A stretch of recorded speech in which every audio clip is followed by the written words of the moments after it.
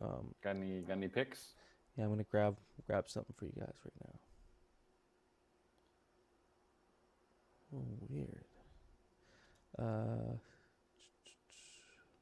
Here, actually, I'll post off my phone. It's weird. Twitter just signed me out of everything. But here, I'll get you a pic. Makes the background pop a little bit. Post it in the chat. GM2 Aavegotchi. I think that's the first time I've seen this friend in the chat. Yeah, Hello, Amanek hello, will be friend. joining us today. He's part of the Okay, DAO Lens cool. team. Ah, nice. Welcome. Sorry, I shared in DAO discussion, guys. I can't go on my phone because it'll bump me out of this room. So, uh, check out DAO discussion. Groovy. It's there. Good vibes. That's kind of cool. You can change the hues and everything. So actually, you can color match the hue. You can point it at an Aavegotchi, like match the hue of the Aavegotchi. It's kind of cool.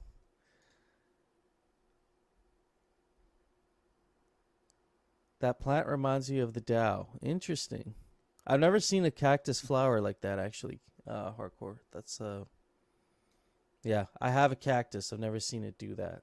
I don't know. Maybe I'm not doing the right things. Okay. Well, why don't we get right into it this morning? We're gonna do our proposal review, and then we can get right into some presentations. We have quite a bit of a schedule today. It seems like I try and aim to make these as short as possible, but things do get filled out. So today we will be spending the first 15-ish minutes on proposal review. Then we got hardcore coming up right after that with his economic modeling plan. Uh, right after that, we'll have Amanek.eth come up for the DAO Lens partnership proposal Q&A. And then we have rarity farming. What's in store for the next season? We got two threads right now, kind of directly and indirectly addressing rarity farming. And I thought we could talk about that for a good 30, 25 minutes or so. So, next season of rarity farming and imagining the future of protocol rewards. Then after that, we have Awkward AI coming up with his idea for community-driven POAPs. And so he has a whole proposal around that. I'm kind of stoked to hear about that. We got ThriveCoin, who will quickly touch base. I don't think that'll take 20 minutes. It'll be a quick just touch base before they launch their SIG prop.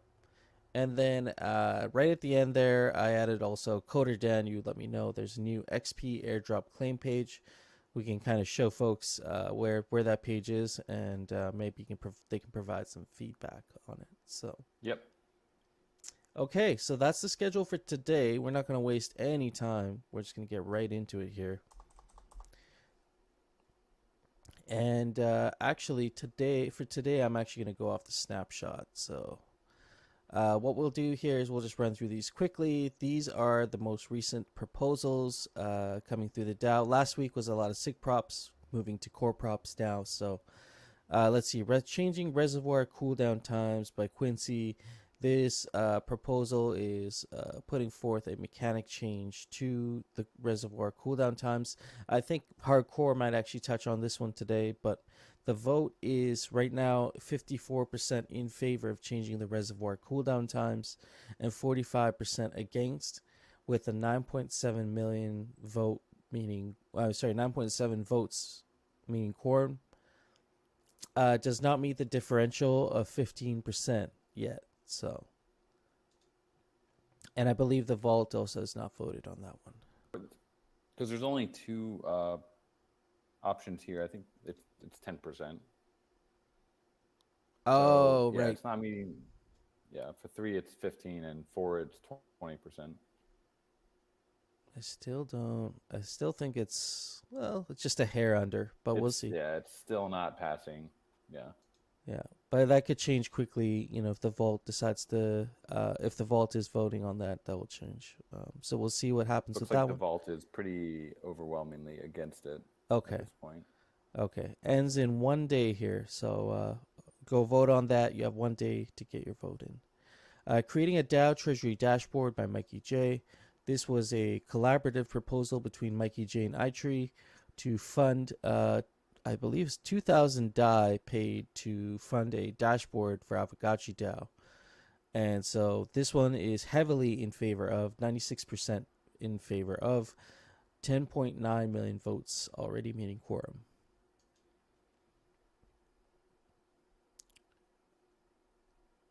We have the Ghost Ship Summoning by T-Bird. The Ghost Ship is a proposal to put forward a sail on a 45-foot yacht. Not a yacht, but it's a catamaran. It's a big boat. And, having it out on the water as a marketing initiative under OG Gotchi Gang member who runs his own charter business and regularly onboards Gotchi Gang from his charters. So the ask here is for 7,700 USD, paid for a sale that is slated to last between 5 and 10 years. And so that works out to be a average advertising cost of about, between 7 and 1,400 a year, which is, it's amazing. And so far, this one is 62% saying no, 37% saying yes, with 11 over 9 million votes. And I think the vote was they were in favor of this one. We'll see how this one shakes out. But this is probably, in my opinion, the best marketing money right now that the DAO could spend. Even if you compare it to other endeavors, maybe not quite the same, but like ETH Denver, this is relatively inexpensive compared to an initiative like that. And it is a different kind of marketing, but it's passive marketing, but also with an active component, being T-Bird on the boat, actually being very knowledgeable about Aavegotchi. So not just random Joe with Aavegotchi on his sail, but actually a educated Aavegotchi member capable of onboarding new users, and who already has. So yeah, I agree, Hardcore. I feel like it's more of a gift to the DAO. And so normally you got to sponsor the team and the vehicle, right? So Vault is around 60-40 in favor at the moment. I mean, I don't feel like this should be a very contentious proposal, but that's my opinion. I think it's money well spent. And regardless of what happens here, I think we should keep pushing forward on that initiative. Egypt 78, Alchemica Spending Competition Season 2. This was put forward by Immaterial, and this is an iteration on the last time around, and so this will be a little bit different. Interesting. Week 1 it will be FUD multiplier. Week 2 will be a FOMO multiplier. Week 3 an alpha multiplier, and week 4 KEK. So these multipliers will shake things up. There will also be a new super proto liquidator to be released, and maybe even some tiles and decorations as well. Off-chain item spending will be included. And if you have any questions, feel free to reach out in the Discord or to Mark or Immaterial, directly.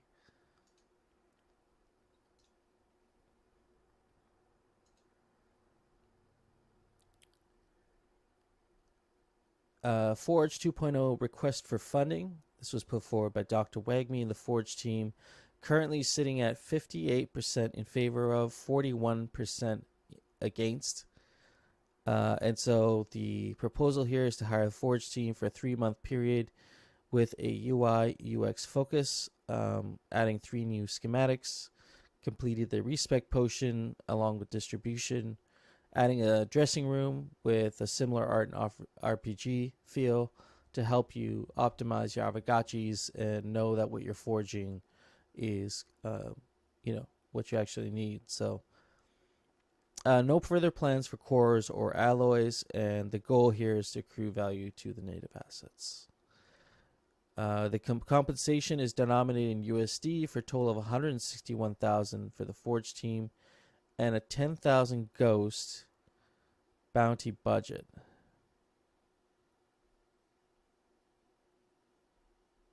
Yeah.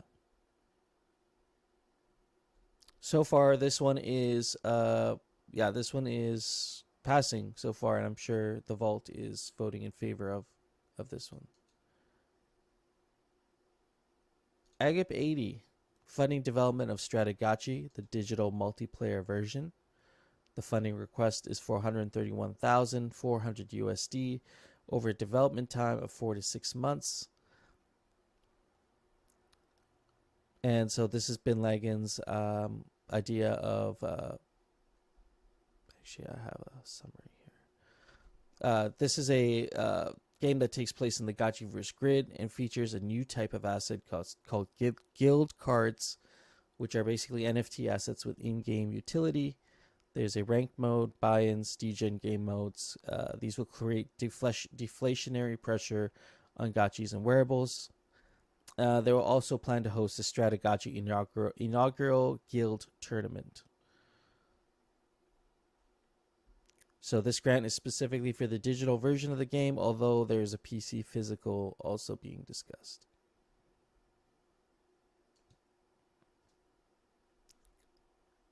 Currently, this vote has 52% against, voting no, and 47% voting yes.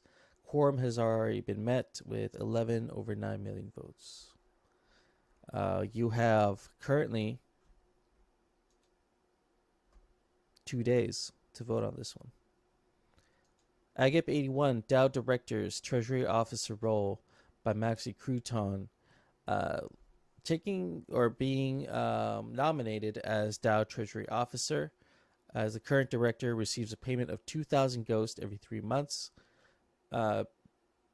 Given the active nature of the role, he wants to dedicate a few hours per day, basically, specifically with treasury management, and so abstracting away a lot of the responsibility on each of the signers and kind of directing the other signers to execute when needed. And so increasing compensation to 5,000 Ghost per 3 months.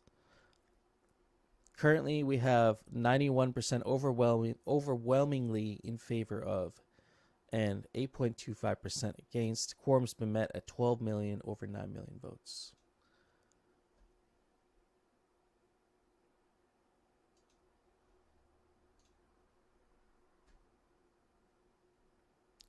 Last one here, Agip 82 mechanic change. Channeling Alchemica through a -2 kinship burn. This proposal reattempts to change the kinship mechanics so that kinship points are burned during each Gotchi channeling event. This will it will force someone to choose between burning their kinship in order to channel and take the channeling reward, or to accrue the kinship and to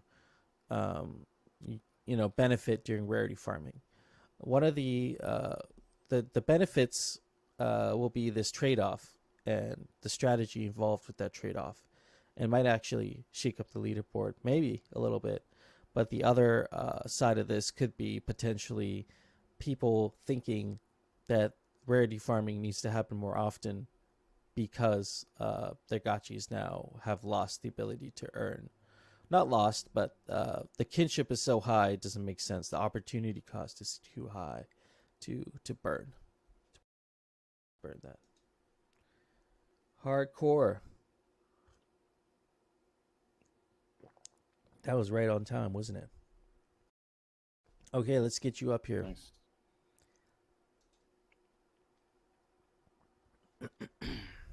GM, welcome.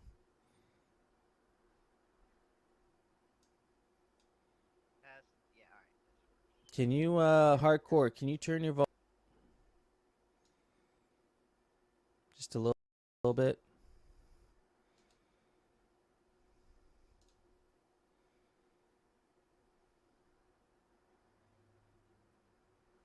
Is that better?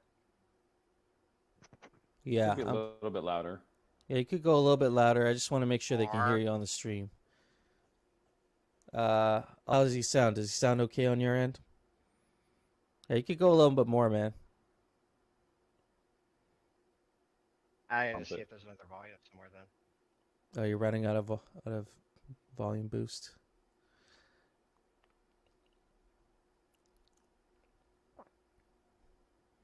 That's okay. You know what? I'll turn you up on my end. It'll still come through fine. I think it'll be okay. It might clip a little. Okay.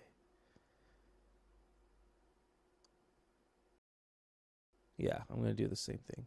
Can you speak for a second?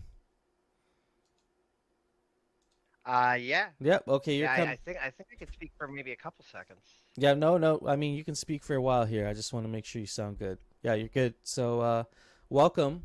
We're gonna be discussing some economics today. Something you're you're pretty passionate about, and so I'm gonna let you take the lead on this here for the next 20 or so minutes. And is there anything, first of all, is there any document or anything you would like to share in the chat before we Yeah, I think you did share something. Do we want to Yeah, put that I on think the they did screen? drop that in. Yeah, I'm gonna put it up on the screen. There we go. I'll open that up.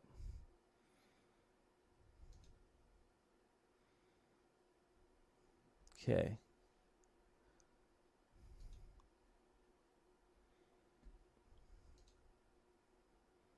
Oh, nice.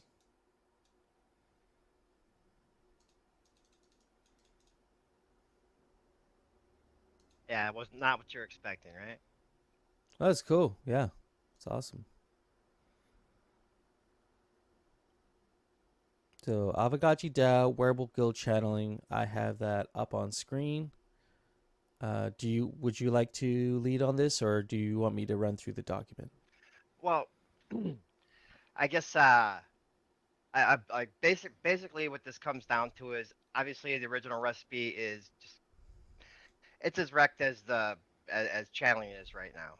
So some things have to change with it, and but not too much actually, because what happened here is the forge has set us up with a way to do the crests that creates a feedback loop between the two economies, where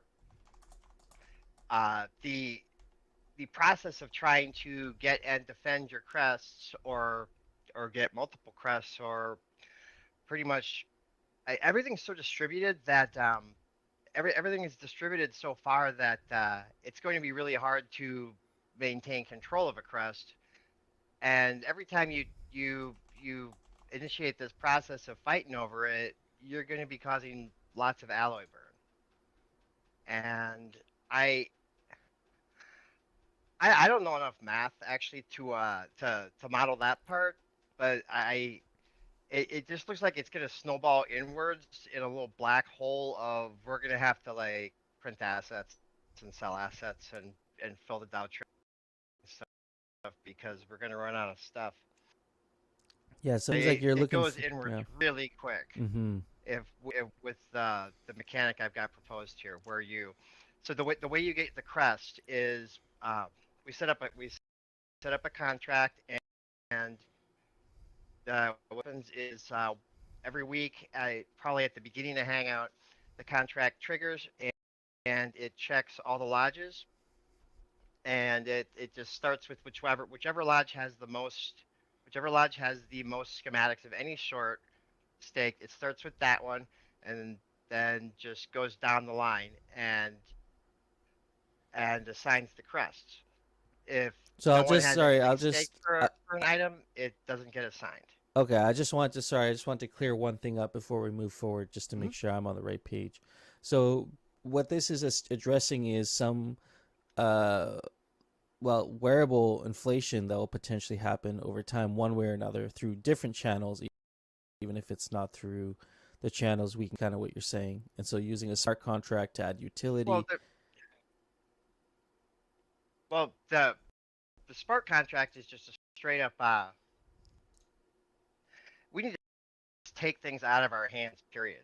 Like that's just the way to be. Like that's the point of Web3. Like Yeah. you can have a fair game. Things can be done reliably, and then then things can be high stakes, and then things matter. But we have to get ourselves out of the loop. and just make systems that work without us. Right. And so the system smart contract um, that ties in with guild channeling, lodge, of course. And so maybe, continue on with the schematics. You're staking them. There's a vesting period. How does Okay, all yeah. that work? So this goes once a week, and when you get the crest is good for, well, it's good for until someone takes it. Yeah, because it goes to the lodges. So it's completely possible to make it so that that smart contract has the right to take things back from the lodge. You just build that in because because we're all the same people, really. And but I'm gonna take a quick screenshot here. I did the math with, just say, like, for one godlike, if one godlike gets smelted or forged for it, that doubles the glitter expense that you would have had from like fast building a level 9 lodge. Just one of those actions, just once. And we're talking crazy numbers here too. Like if you want to do it, you're gonna, like, it, people are gonna casually do stuff, and it's gonna add up really fast because, like, I think, like, with the commons, it break you, to get the ROI in a reasonable range, you have to be doing over, if it's 52 weeks if you do 500 commons.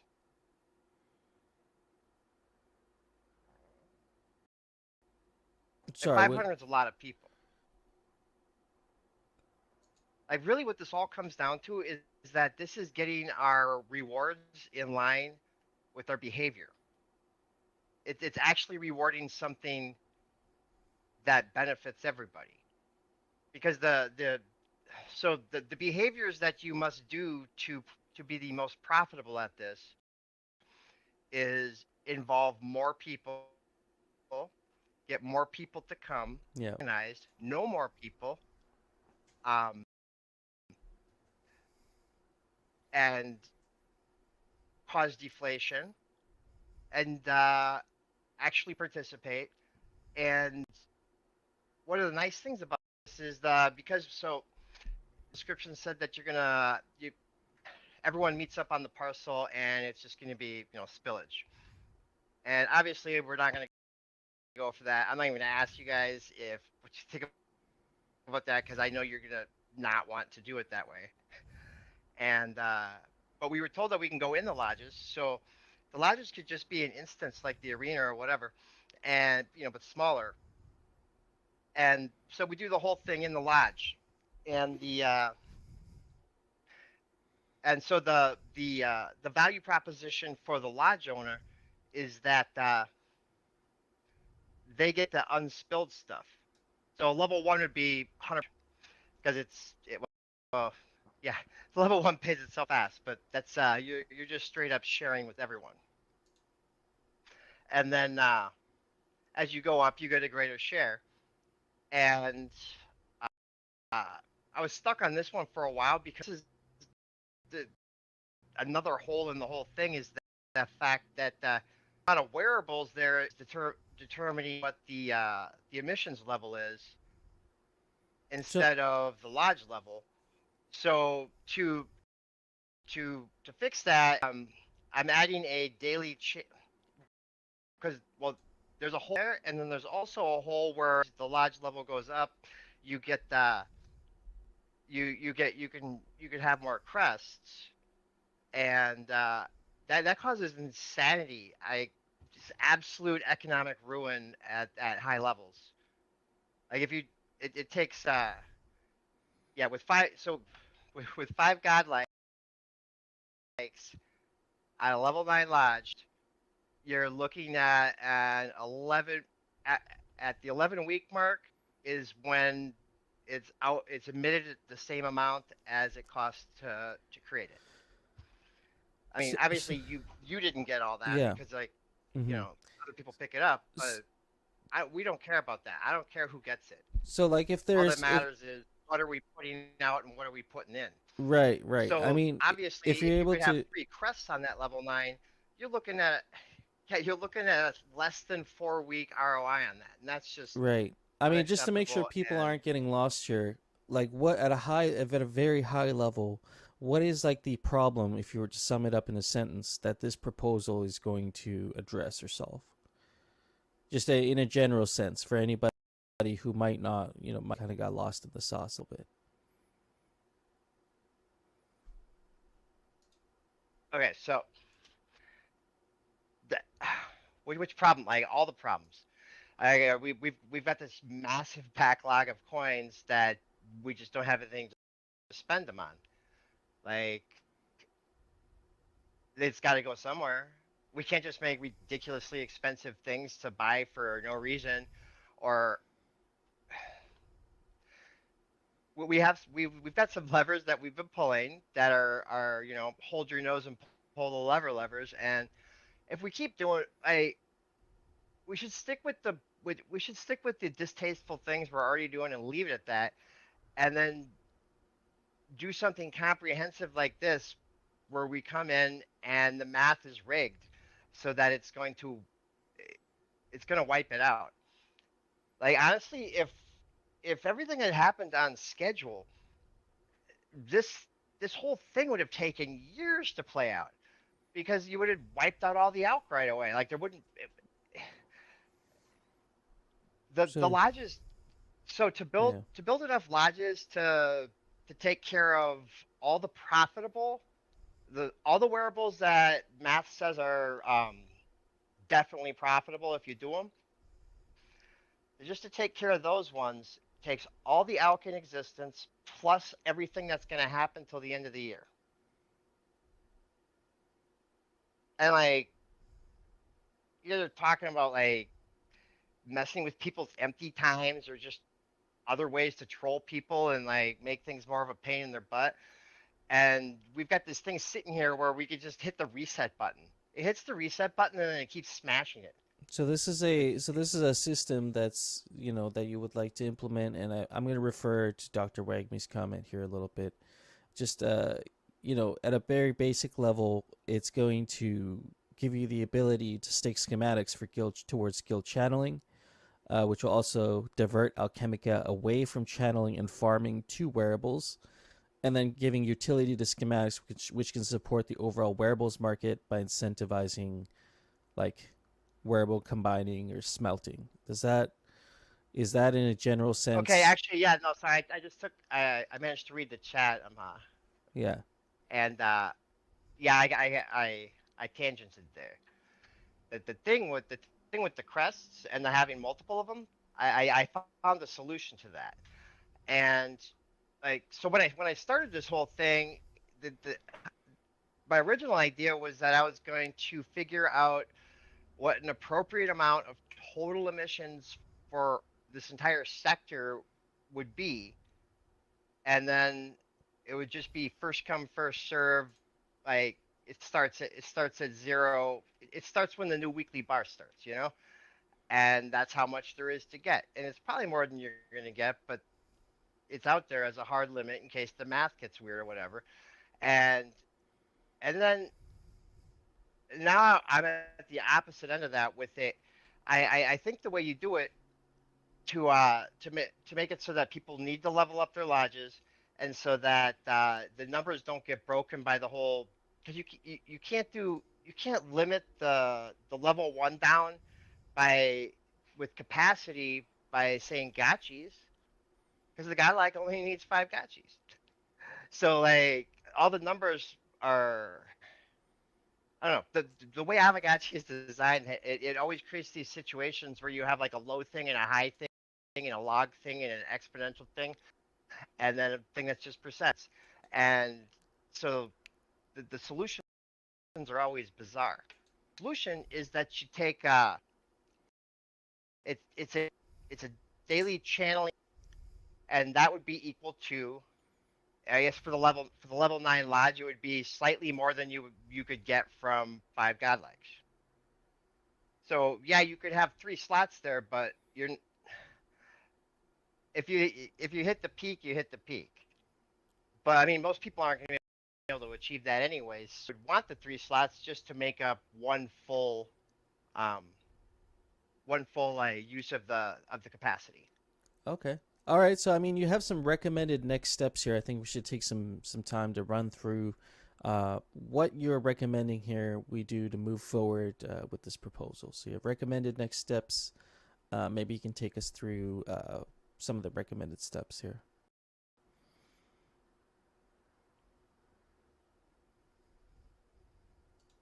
I'm sorry, I can't read and listen at the same time. Okay. Trying to catch up I here. can read out the points if you'd like to. Like, can do that. Here. The first one here says, fund a bounty to complete the economic model to a point where it is a public good, and even people who don't do math can use it to test proposed changes. And so it says you're happily. Yeah, like that's the. Go ahead. Like as I've been going through this and because I mean the second I thought of doing it this way, I knew that the math would work out, but then in the process of trying to get all the numbers, I've come to the conclusion that we should get this done and like maintain a full model of our math, and it should be set up and just like if someone wants to make a proposal to do something, it's too ridiculous to ask them to do what I've been doing every time. So we don't ask them to do it, so nobody does it. Nobody has to justify their numbers. They just make crap up and like pull something off Dune, and it's just a number because it's the number because it's the only number they can find. And if that's not any way to do stuff. Like instead, we should be maintaining like an open source spreadsheet of some sort that you can play with. Will this be part of the economics task force? Like, will they be undertaking this as a bounty, like to work on this as a team? You know, you mentioned here placing lodges directly after arena launch, after the roadmap, where the SDK attaches. You have like some other features here, but I mean, I'm curious maybe to hear from Coder Dan as well on the timeline for these, for the guild channeling and the arena from the PC perspective. It's on the roadmap for 2023.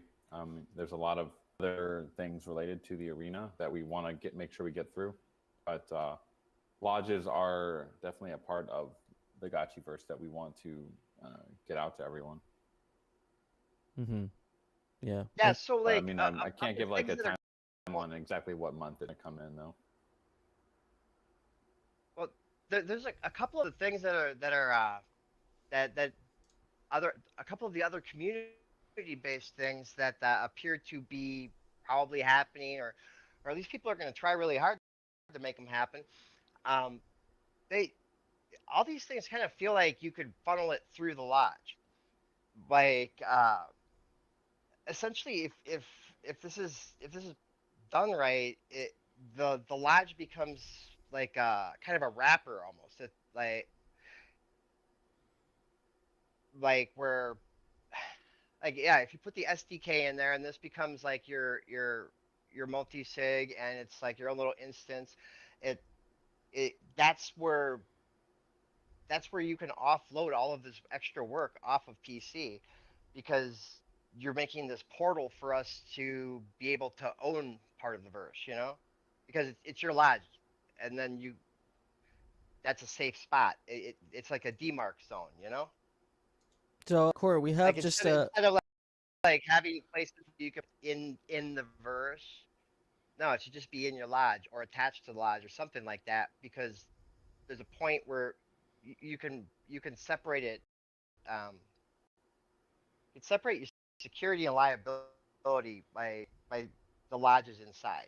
yeah, interesting. I mean, interesting perspectives. I don't know. You know, I want to touch on one last point here, Hardcore. We have like maybe a minute left here, so You have placed a moratorium on tokenomics changes until lodges are out and the effects can be measured. Do you want to touch on that point real quick, and then we'll move on to the next? Yeah, or even if we don't like go on lockdown to do our next thing that we're planning on doing, we need to at least have some sort of like something cooked for 2 weeks. Like it has to be in play for 2 weeks at minimum. And then you measure it and say what happened. Like everything we do upsets people. Like it's not okay.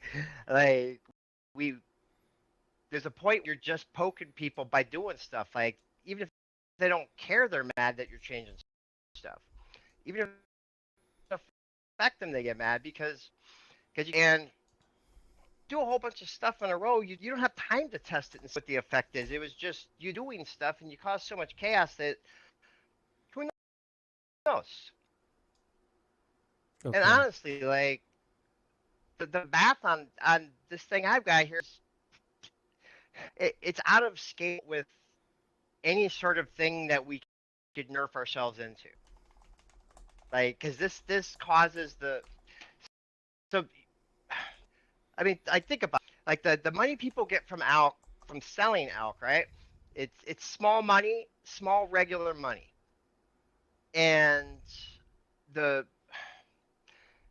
that so you could transfer value from that small regular payment that you're receiving there over to sneakily scraping up cheap scams. Okay. And So it becomes like a little side game in the background that you're doing. okay. And then value can go. There's so many ways it traverses across the ecosystem. Yeah, I think And it hardcore. all ends in burns. Yeah, totally. Coder Dan, I think addresses that one point, summarizes it well. Says I agree with hardcore's perspectives. Bit more focus on the larger goals, larger perspectives, and less about making a series of micro adjustments, which will lead us to nowhere. And so that's something to keep in mind here. Just quickly ran your whole proposal like Eli 5, just explainer. Basically, this talks about some of the problems with game mechanics and how it currently works, such as the cost of building a high-level lodge, and since some parts of the game are either not very fun or not very fair. And so you're suggesting some changes to make the game better, like maybe using some sort of a smart contract to distribute crests more fairly and changing how just changing how tokens are distributed. And so the report also recommends creating a team to work and making a detailed plan for how the game should work in the future, and not to make any more big changes until they have more data on how these changes will affect the game.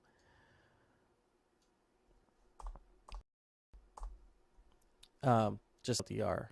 But where can people go if they want to learn more, if they want to talk to you about this stuff? Where can we send them? I don't know. You can just always blow me up. Okay, yeah. So DM Hardcore if you actually do have any more questions around this. We'll follow up with you here, and if you do, want to come up another time as well, and we can do a little bit more. Oh yeah, you know what? I'm sorry. I forgot to mention. Like, I only gave you like 20% of what I've got because I wanted to see. I just assumed that people are going to come up with some crazy thing that I didn't think of that I'm going to need to address, and I just wanted to get to the point where you guys tell me some crazy stuff and I have to refute it. Yeah, no, before I like dig any more deep, dude. Because like this spreadsheet's wild, and like it's getting deeper and it's becoming a program, and I don't want to like write the wrong thing and find out that I need to know some other thing. Totally. Yeah, well, I mean, I appreciate you taking the time here today to run us through this. I think you're setting a good precedent of having a healthy conversation like this well before the game mechanics will be implemented, and I think it's the right time to have a conversation around something like this. So, thank you. Like a best practice. Practice. If we are even thinking we might stick our nose in it, or tell PC that like we don't like it their way, or we want to have a say. When the second something hits the roadmap is when we should start having opinions. Right. Not once they've started working on it, if it says on roadmap but not started, that's when you talk about it right then. Yep. Yep. Yep. No, I You got appreciate your like time. 4 months to have like a smart conversation and like get to see how other things are playing out. Yep. Because it's always the wrong time if you only have a minute. Yeah. I'd love Like, to keep chatting, my friend, but unfortunately we got to move on. We got to move on to the next topic yeah, I here. won't bet. But we are always happy to discuss. Yeah, please plug any discourse threads, anything that you have in the chat there for folks that might want to get involved. I think there is the Glitter Alchemica Glitter Economic Task Force. I'll go ahead and show the link for that because that's where a lot of this is happening. I think a lot of good conversations. I don't really follow a lot of them in there, but I know there's a lot of good stuff happening there. So let me just drop the link for that. Okay, awesome. Next topic here: rarity farming. What's next in store? What's in store for the next season? And so the next season of rarity farming proposal, and also a conversation around imagining the future of protocol rewards. And so I'm going to give you guys a couple links here. If you have not seen these links, there is some good conversation happening in there. That's definitely worth checking out. So that's what we're going to be talking about here today. Let me just get down to the section.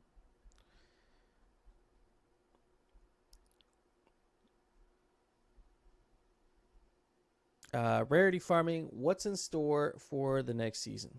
Hang on 1 second. Oh, I'm sorry. I skipped ahead. Actually, we're going to have Aavegotchi.eth come up for DAO Lens. The DAO Lens partnership proposal and a load Q&A. Sorry about that, guys. I skipped ahead.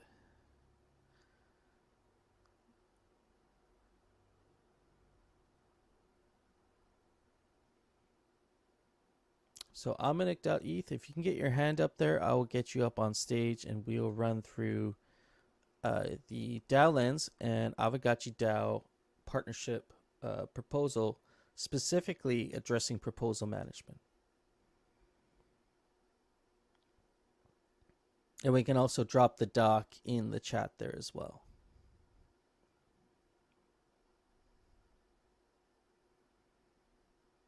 Here, I'll invite you up.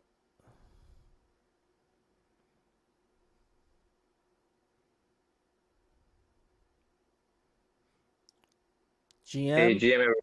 Hello. I hope everyone can hear me. Yep, you're sounding good. Mm-hmm.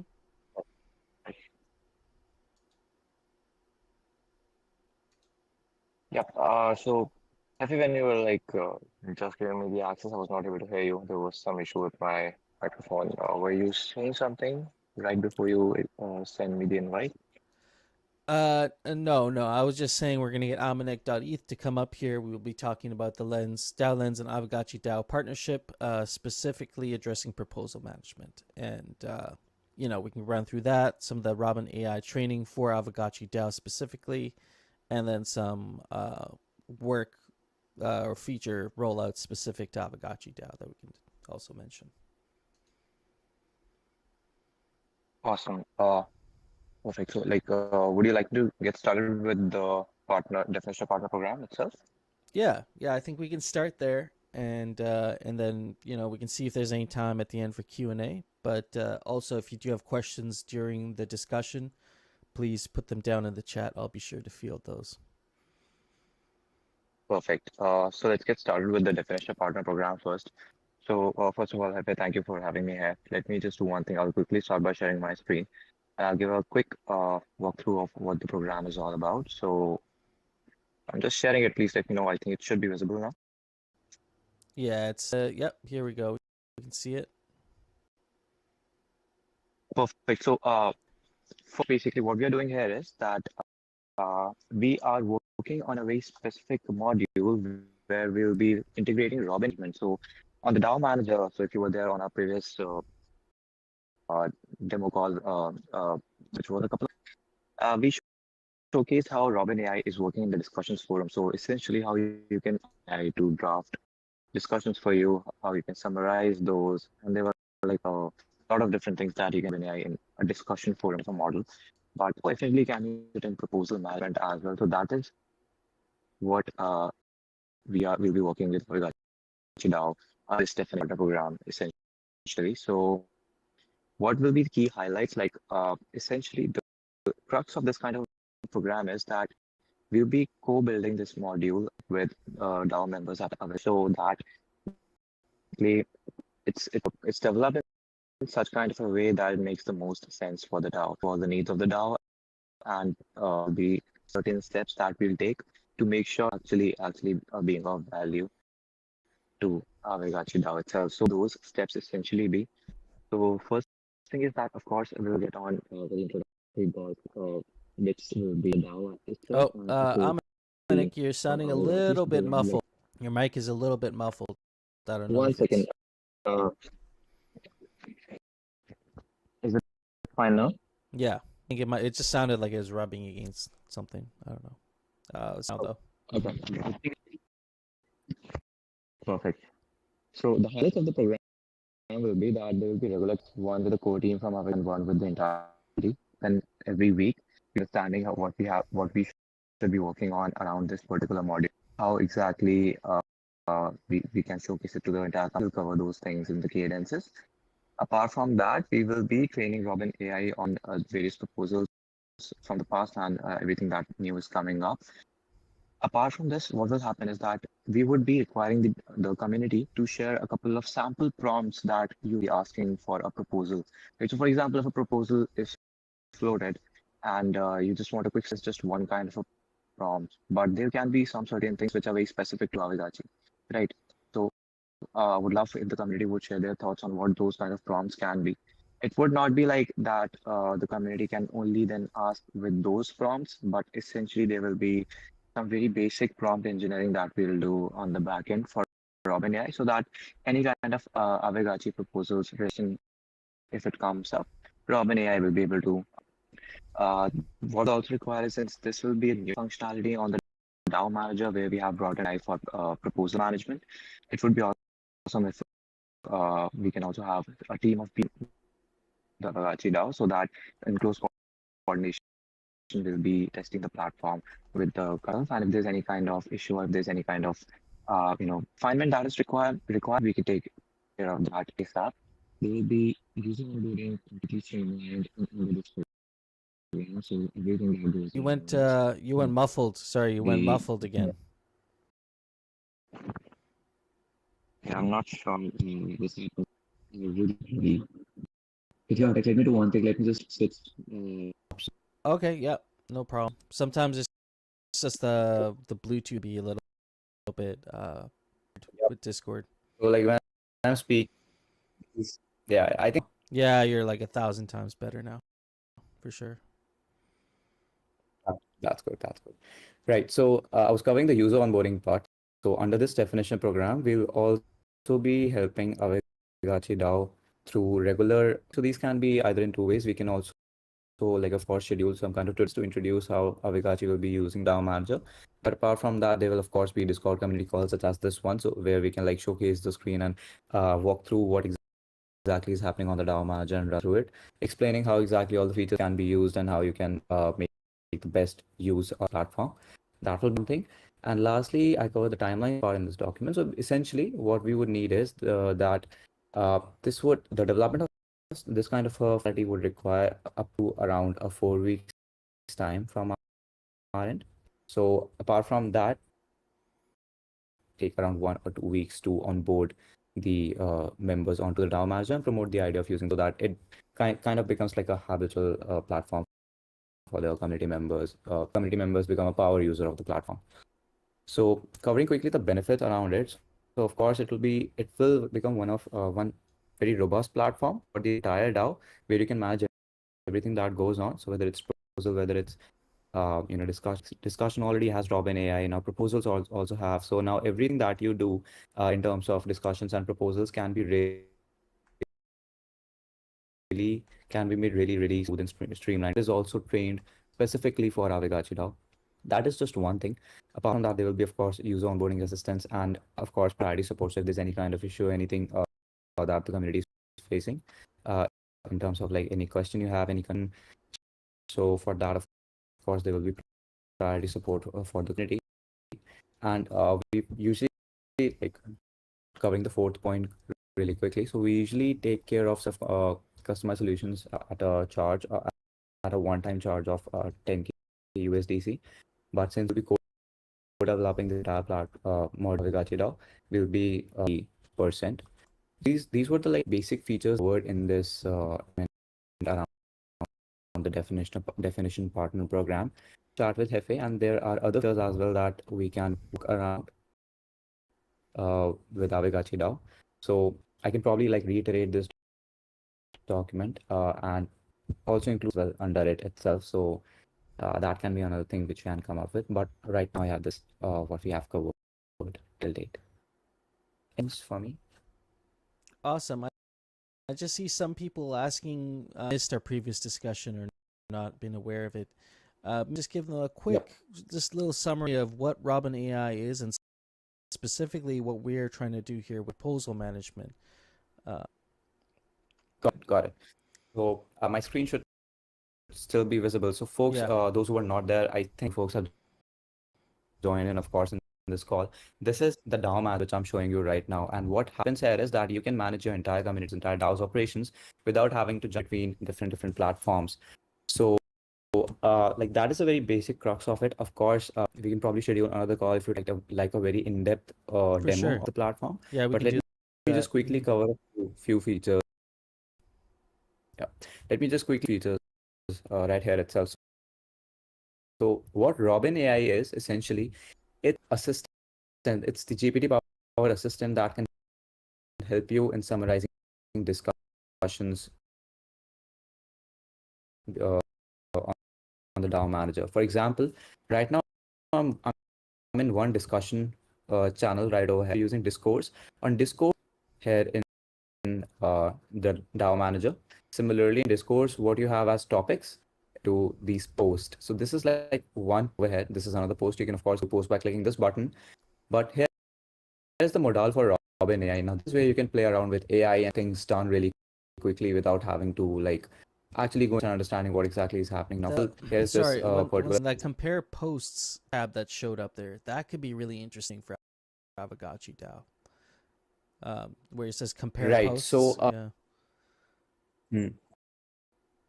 right. So these are the kind of prompts to the DAO as well to understand like what are exactly are those kind of questions that you usually go around for the proposals, right? So that we can actually train Robin AI in such a manner that it adds the real value to the DAO itself. Now, like for example, covering for Robin AI, like what exactly it does. So for example, right now you can see here are a couple of sample prompts that are there, but of course you can are relevant to all the posts here from Robin AI itself. The thing that you can do is now, for example, you have this one channel which talks about a particular project. Then there are, let's suppose, 1 or 12 different posts around that project. Now you just want a quick summary of it. About like you are not able to look at Discord a long time. You are not able to look at these posts for quite a while, and you are out of you're just having a vacation or something. So you can probably just have a quick summary of these posts by clicking on this prompt.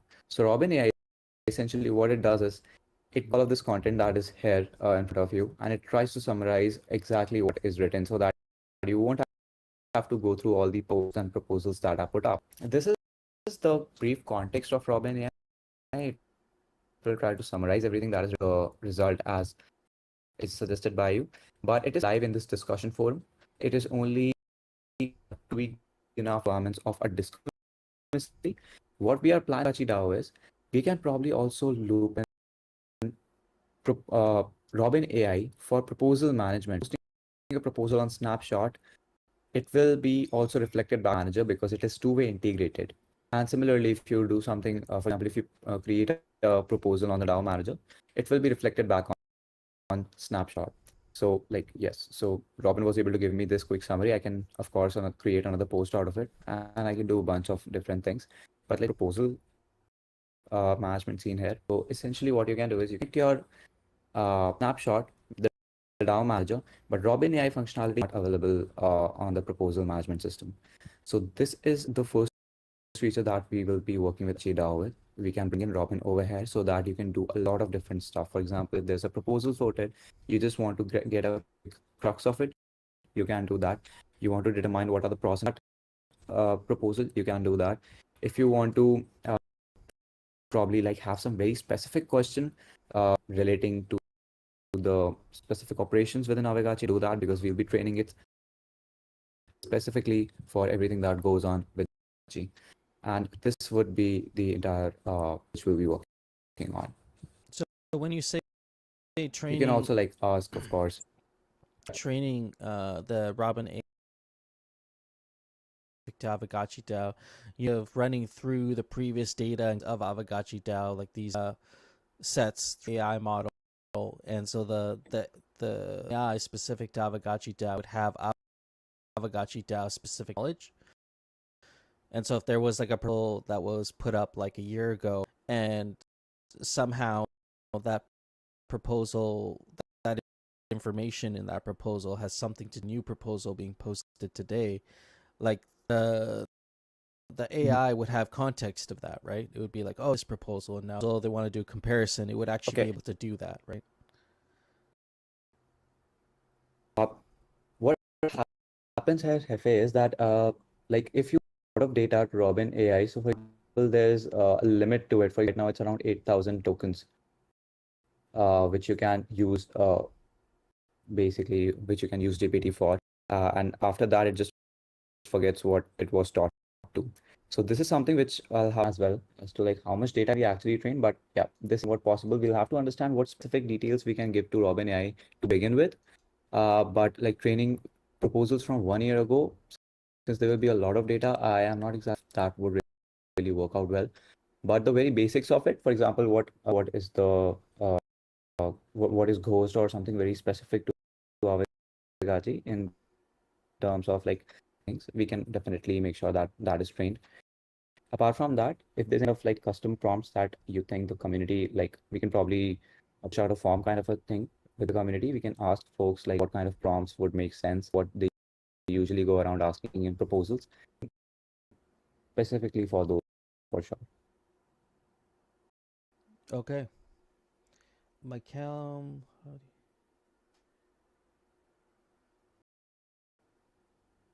Looking in the chat here for any questions.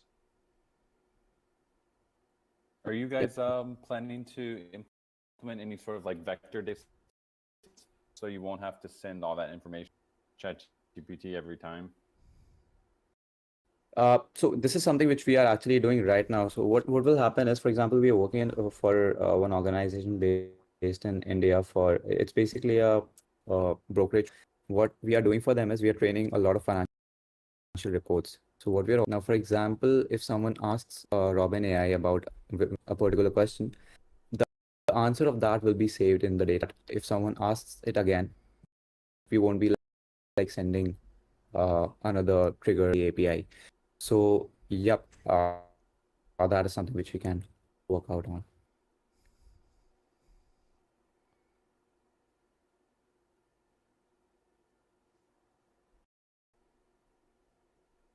Okay, I think there was a And go ahead, Coder Dan. did we hear the price for what this service is going to be? Right. So under the definition of right, shall I take it up? Yeah, go ahead. Right. So what we are doing here is that we usually take like custom development of such features for around 10,000 USD. Since we'll be co-developing it with Aavegotchi, there will be a massive discount of 80%. So it will bring brought down the line for like a one-time charge. But apart from that, there will be a subscription for the DAO manager, which will be at 199 USD. So that is something which we are just finalizing how we'll be pricing the platform for subscription as well. I was having a discussion with Hefe was that right after this call, I'll start working on a quotation which I can share with the DAO to basically highlight everything that there is. And since we'll be like working for this kind of a platform in close partnership, I'll make sure that there will be a massive discounts like these for everything that. Yeah, and I think it's also important to reiterate that this is in developing the whole module for Robin AI, there will be a huge community component here. Be hosting, just like how we do with our Monday call ThriveCoin.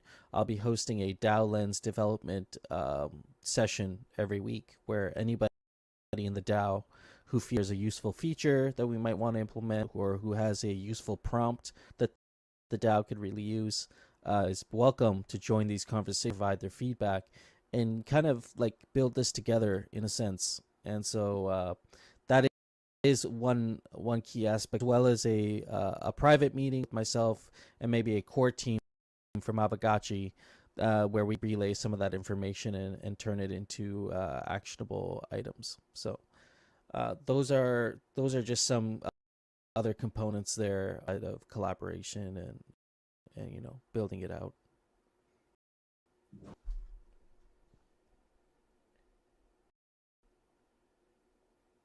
But yeah, Yep. this is yeah. Go ahead. Yeah. Would love some questions, like if there's anything. I was just going through the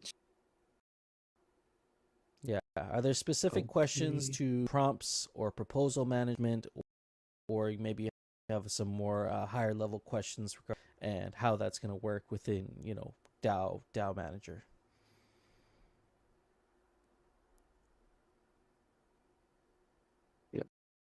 Please give me-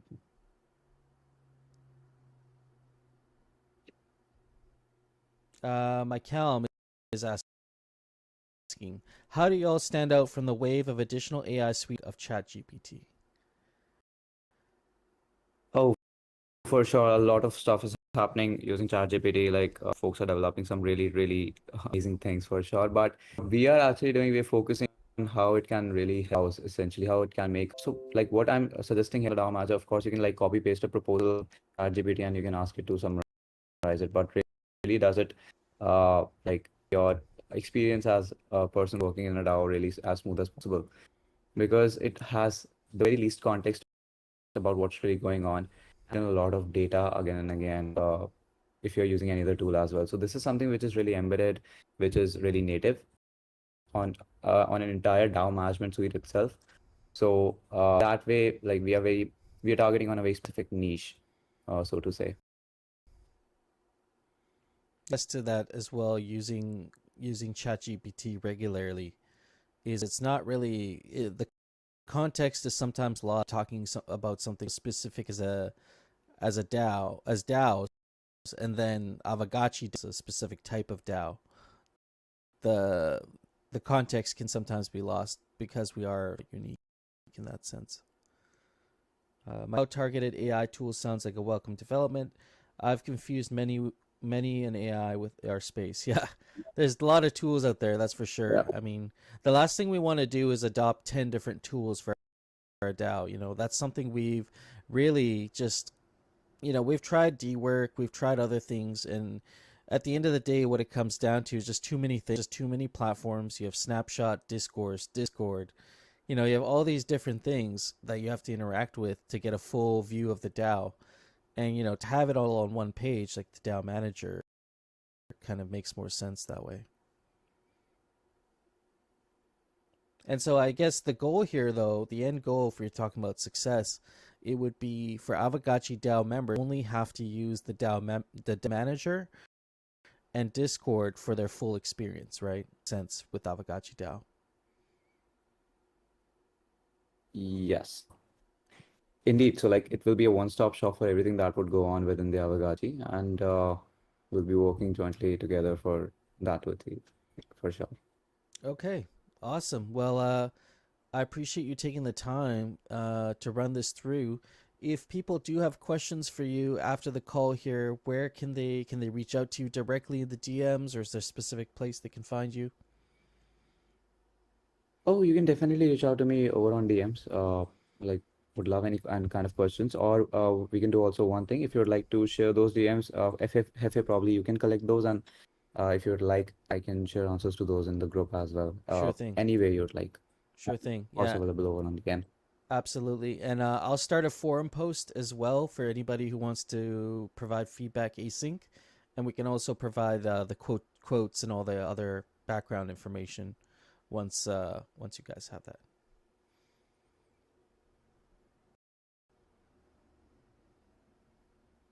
All right. Okay. Well, I appreciate your time, Amanik. Thank you for spending some time with us here today. Thank you. Thank you so much, folks. Love being here. I'm really looking forward to this partnership. Yeah, absolutely. All right, next up, I skipped ahead before, but we're talking about rarity farming. What's in store for the next season? And so we have this proposal, not a proposal, sorry, we have this post. And we also have a much higher level post here, imagining the future of protocol rewards. And I wanted to touch on both of these. And so just give me 1 second here, and we'll get right into it.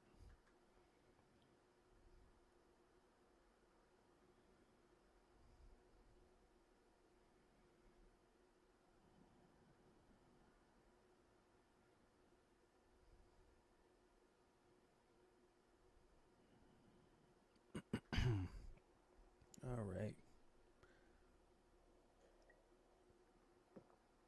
By the way, Hefe, just now your mic is kind of not I don't know how to describe it, but like a bit scratchy, I guess. Scratchy. Clipping, yeah. Clipping? Okay. It sounds like the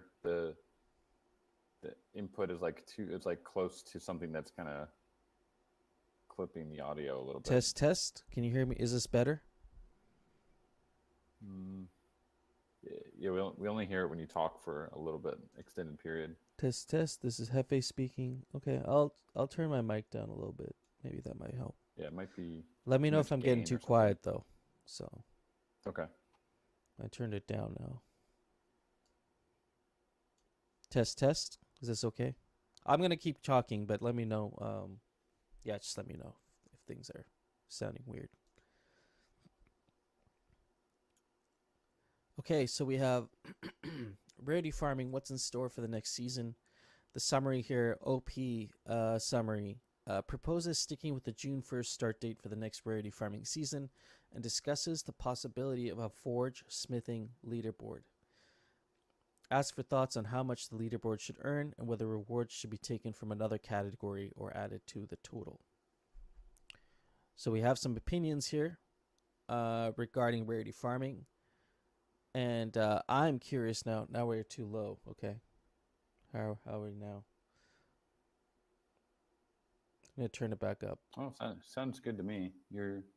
Sounds good to me. Yeah. You can always turn up the volume on your end as well if it's not to your liking. And so just talking about rarity farming rewards here and how they're going to be distributed, and maybe just looking at a larger picture view of imagining the future of protocol rewards in general. And so opinion one here, and I didn't put names for specific, just because I don't think the person posting it is relevant right now for this specific discussion. I like the opt-in thing, claim rewards. Oh yeah, we'll touch on the opt-in as well. But these are just some opinions here, and I wanted to get your guys' kind of feedback on some of these things. And so opinion one is proposing a new category for smithing and suggests reducing rewards for BRS and XP to accommodate for that. Suggests rewarding the top 300 smithers with the same algorithm previously used for other categories. And also argues that smithing supports burning alloy and thus the wearable floor, and that individual smithing demonstrating a deeper level of engagement with the protocol. So there's some ideation here around potentially using smithing as part of the rarity farming. Opinion number two here, and these are just what I thought were the most significant strong points being made. But if you're in the audience here, again, if you're in the audience, you want to come up and speak on this. We all participate in rarity farming, and so everybody has an opinion here to share. So if you'd like to come up, or if you'd like to async in the chat, post your you're definitely welcome to come up. See Dr. Wagme on stage. Welcome, GM. Hey guys, I can speak briefly to this. Am I coming through clear? Yep. Mm-hmm. Great. I don't know what the right decision is for us as a community and economically to have another rarity farming season. Obviously, it's expensive and we need a big picture for it. But whatever we decide, I liked the idea of having smithing as a part of it. I think it does a really nice job of capturing the spirit of what we've tried to incentivize previously, deeply engaging in the protocol, supporting native asset prices, like dressing up your gachi. Like there's just a lot of good things that come with that. And the way I've proposed it would be to kind of take a little bit from each of the other categories to like supplement it. And so 5% of the total would go towards smithing. And also we're interested as the Forge team of doing some other sort of incentives too. Like perhaps we could, drop schematics to, top smith levels or other things like that, where we can move more and more towards incentivizing with native assets other than the ghost token to try to preserve our treasury and avoid downward pressure. So I know we're look more to the Forge team over the next couple of months to hear other ideas that we have, but I think it could be a fun start to at least think about these like other ways to incentivize engagement beyond just the ghost token.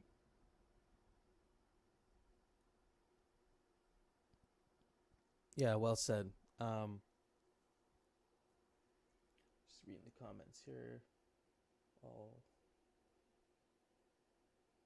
Yeah, it's unrelated. Opinion 2 here acknowledges rarity farming has many detractors and suggests finding a rewards paradigm that gets more support and enthusiasm. So that's, in a sense, what this could potentially, do. And so there could be other reward categories that, in addition to this, that could be added. But, we start here with whatever's available. And so smithing is the newest skill, and so I'm kind of curious to know how everybody feels about integrating a new skill into our rarity farming leaderboard.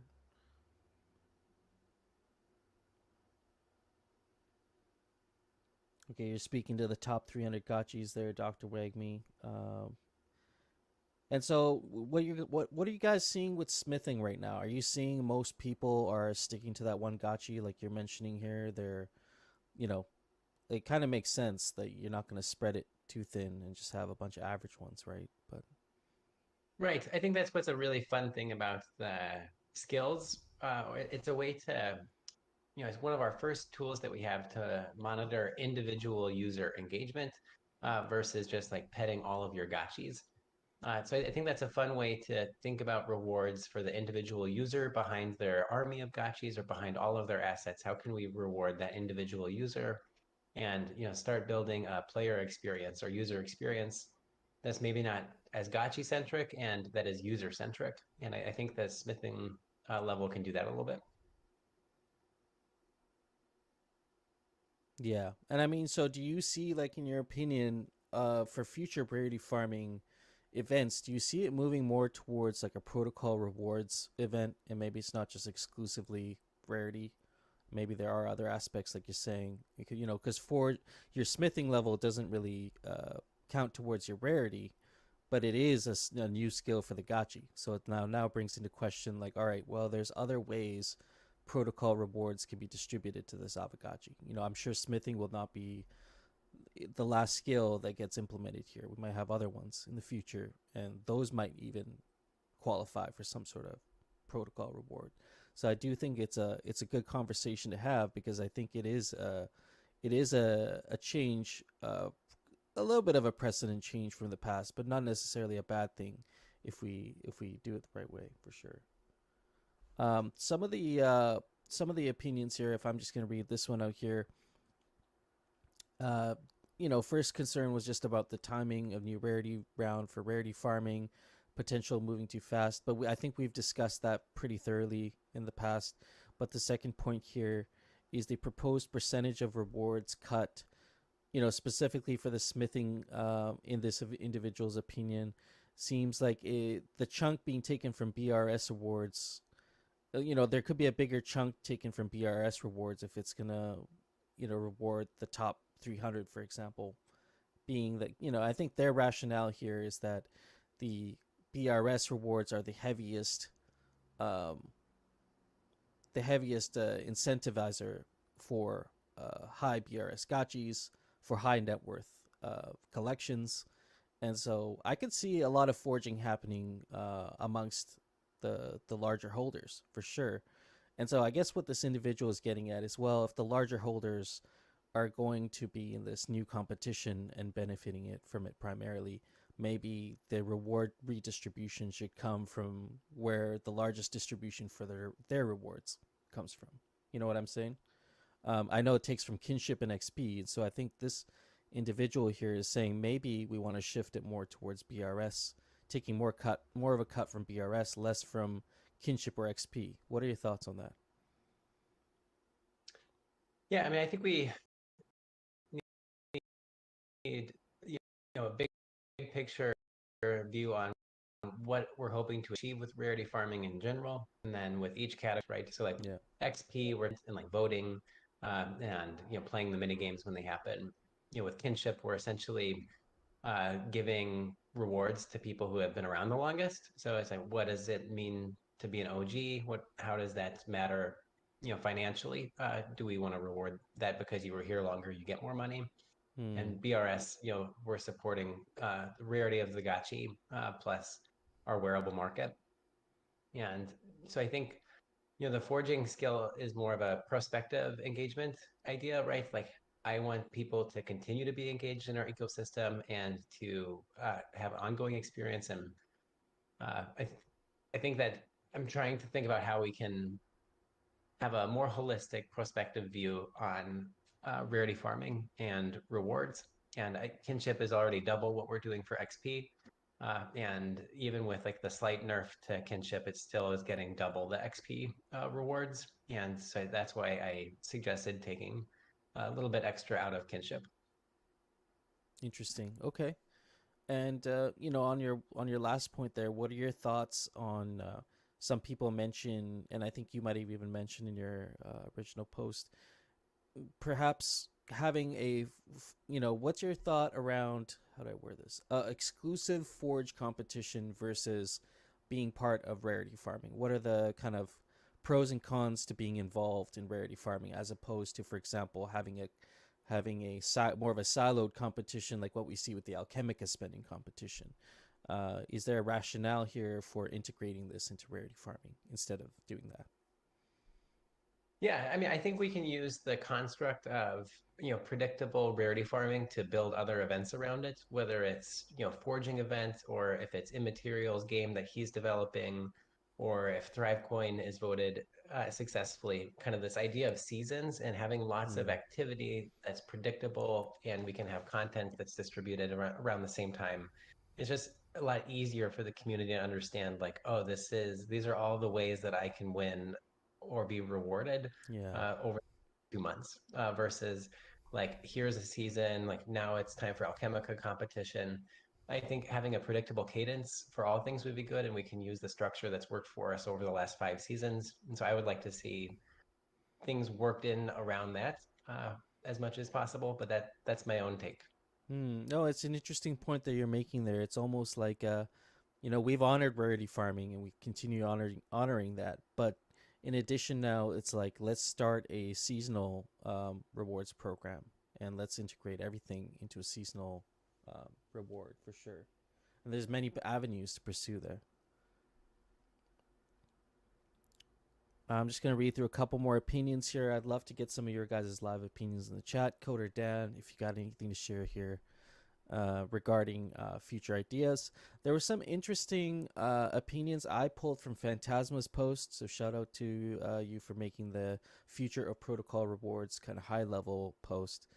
And so someone in there had proposed a trait-based leaderboard to boost vertical mobility in addition. And, it gets a little technical. I'm not going to get too deep into the weeds unless you'd like to come up and explain. But additional a trait-based leaderboard to boost vertical mobility in addition to the traditional BRS. So now we're getting into, Dr. Wagme here is talking about the way the rewards are distributed.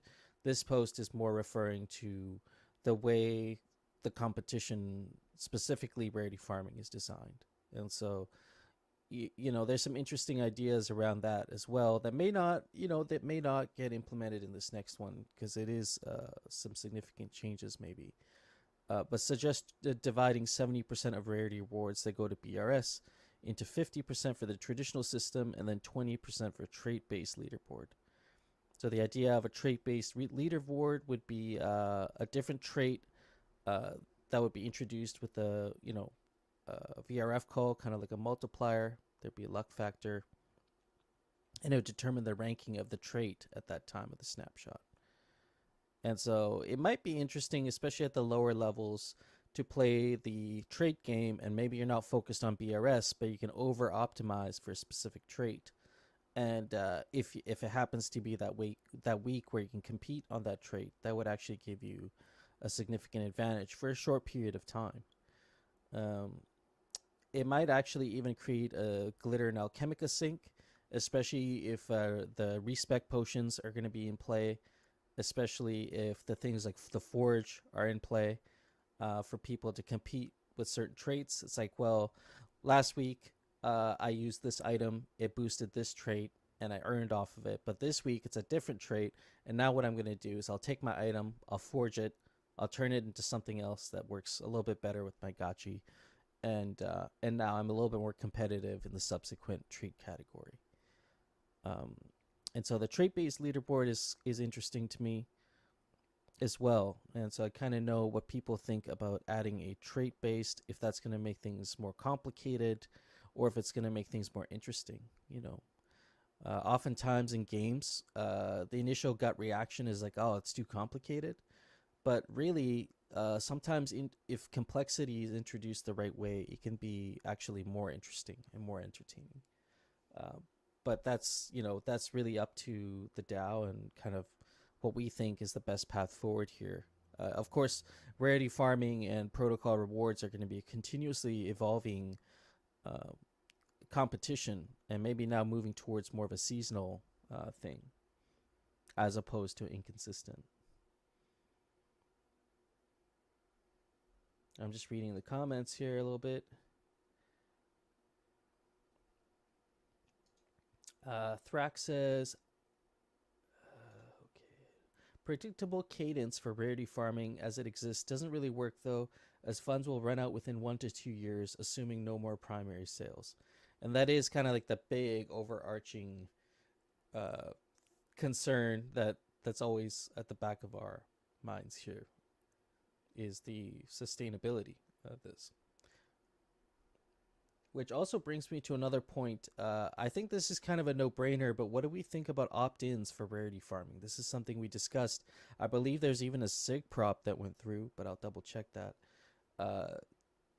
What do we think about opting in? And so that would mean, a week before rarity farming, you would have a window where you would just sign a transaction, and that would be your opting in for your wallet, for those gachis.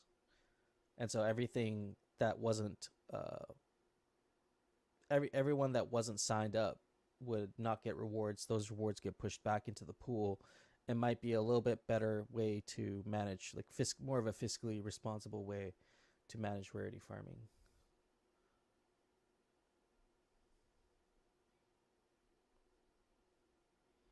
Hardcore is saying, we all need to be more aware of how things are timed. Sometimes you want to double up, but sometimes you should be filling a gap.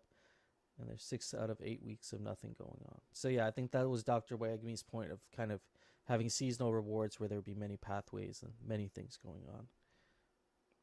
McCallum, how's Aavegotchi generating protocol-wide revenue? Are we spending very well? How are we earning? Yeah, these are good questions to ask. These are all important questions to ask here. Dr. Wagme responding to Phantasma, I'm not saying we shouldn't reward OGs. In my proposal, we're still rewarding kin with 2x the amount we reward XP. Don't think it's personally hard to sign up for Orium to pet your gachis. Yeah, that's for sure.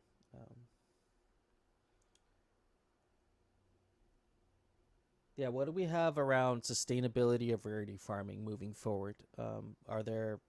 Is that a big concern other people are thinking about, that we can move to seasonal rewards, and I think that'll be really good for the community and engagement. But that's always a concern as well, that we might shorten our runway significantly by being too liberal with protocol rewards as well at the same time. Yeah, I mean, I think it gets back to our ongoing problem of not understanding our mission and goals. Like, what are we trying to do here, Yeah. right? Mm-hmm.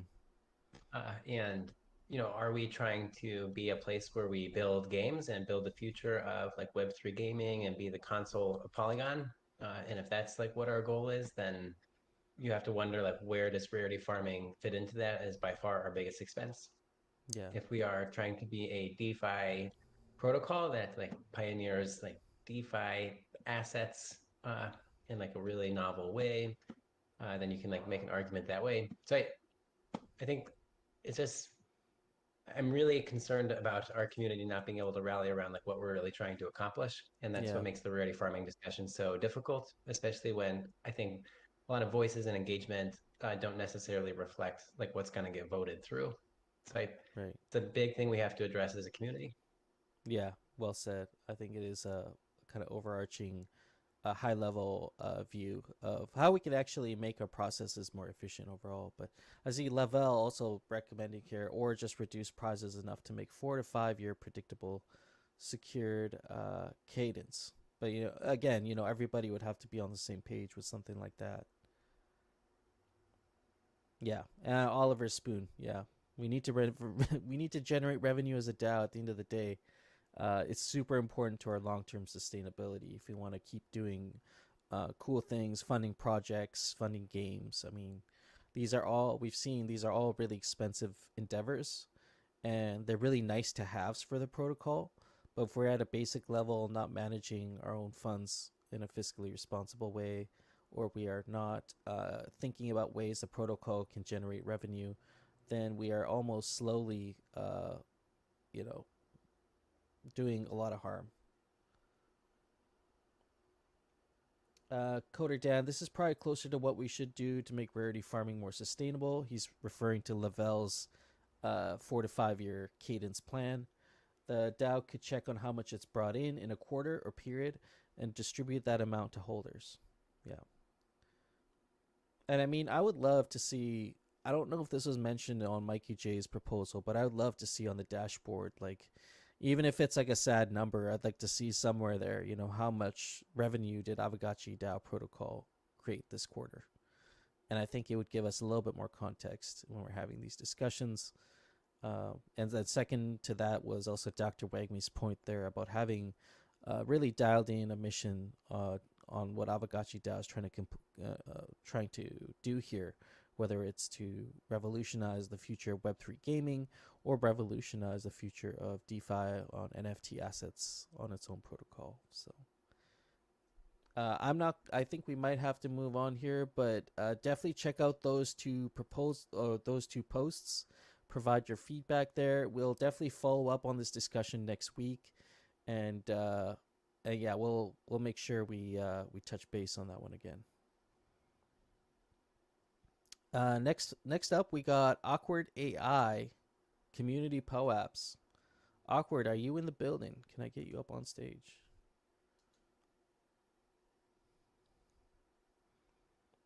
Welcome, GM.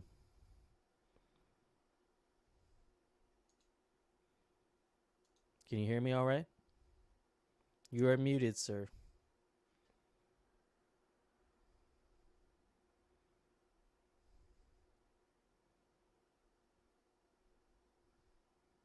Awkward's being a little awkward right now. Are you having audio issues, sir? Sometimes if you log out of Discord and log back in, that's usually enough to fix it. Oh, mic issue. Okay, cool. Yeah, we'll give you a minute. I'll pull up your proposal here and just give folks a little bit of context. So we got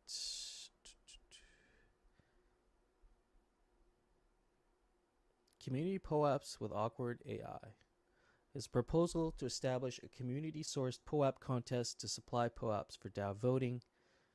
And I'll give awkward here a minute to fix his mic, but I can also run through a couple of points. Feel free to interrupt me, awkward, if you are if you're back online there. Proposal to establish a community source. Hey. Oh, there you go. Perfect timing. Awesome. So yeah, so I turn off permissions in my browser for a variety of security reasons. I'm a super paranoid guy. Hello, everyone. That's fair. Yeah. Hello, GM. Yeah. So I see a lot of people have already looked at the proposal. Everyone can hear me, okay? Yeah, you're coming through great, man. Okay, great. Okay, so you can load the proposal. I would suggest people look at it on their own devices. And what I'm going to do is I'm going to share my screen and go through some of the talking points because it's a very straightforward proposal, but there are a lot of sticking points that need to be addressed before I can recommend this or push this to the community. Well said. So let me. Oh. Hold on, it wants to record my screen. That's not what I'm trying to do. Hold on. Yeah, share my screen.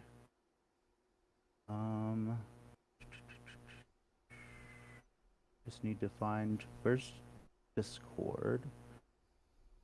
There we go. Oh wait, shit, that was the wrong thing probably. Where are you guys seeing right now? My Discord No, settings? well, we can see there's a screen loading. Well, yeah, it's gone now, but let's do the entire. Okay, here we go. This will fix everything, I think. Anyways, let me just post this anyways. Just so you guys have it and we can talk about it. for sure. My talking points. I haven't had to present on computer in a very long time, but let's go through it. So here's my POAP talk coming up. And the first thing I'd like to do is go over the schedule, the introduction, then we'll jump into the POAP design contest and we'll talk about those points for a little bit. And then I want to talk about kind of what my proposal is tying into, which is basically DAO marketing brand for Aavegotchi. I want to engineer the POAPs in a way, since we're paying for the art already, that we could capitalize on the art that we're already paying people to make in real life physical products that we could sell for a profit and actually pay to keep our presence going in real life at events. So that's kind of where this is all going to, and that's where I'll close out on. So a little bit about me. I'm a Atlanta-based artist. I've been in Bitcoin since 2012. I've been mining Bitcoin. I have 2 degrees. I have one in film and video production. I have one in a bachelor's of independent study for video game development and design also. For a living, I manage film sets and logistics for very large scale events. I work with Apple TV. I work with Netflix. All those companies I've worked for at some point or another. And in my spare time, in my hobbies, I like to make art. I make little DIY electronic toys. I design T-shirts. And I try to use these things that I create to pay my way into conventions and other stuff for free. So that's one of my hobbies. Now, moving on about what we're actually talking about here. I think everyone can agree that we want POAPs. There was a vote. I was there. I remember voting on it. We all voted to allow POAPs for voting, but no one ever really took the initiative and never did anything about it. So my takeaway is that people want POAPs, but no one's really trying to take the effort and energy into making it a reality. So my thought was, let's have a design contest. At the very least, we can generate, asking for 6 designs and selecting 5 artists, we can generate at least 30 POAPs that we can reuse here and there as needed. So That is, I'm on slide number 4, if you guys are following along. Going down to the contest rules, you can read this all for yourselves. And there's some stuff that we should talk about, which obviously we should, if people like this idea and they want to go forward with it, we should agree on the categories and the iconography, which is something I would ask for Coder Dan's help on. Basically, I mean, I get that. Can you guys still hear me? Yeah. Oh yeah. Yeah. No, I'm just listening Okay. in. Yep. Right. Okay. Like I get that Aavegotchi is kind of an offshoot of Aave. So Aavegotchi is already kind of taking some liberties, basing their brand identity off of Aavegotchi. So how far can we go to create some type of marketing brand for ourselves? If that's the way we want to go, it doesn't encroach on Pixelcraft's IP. And so I have some very generic iconography in parentheses next to my categories under contest rules that you can see.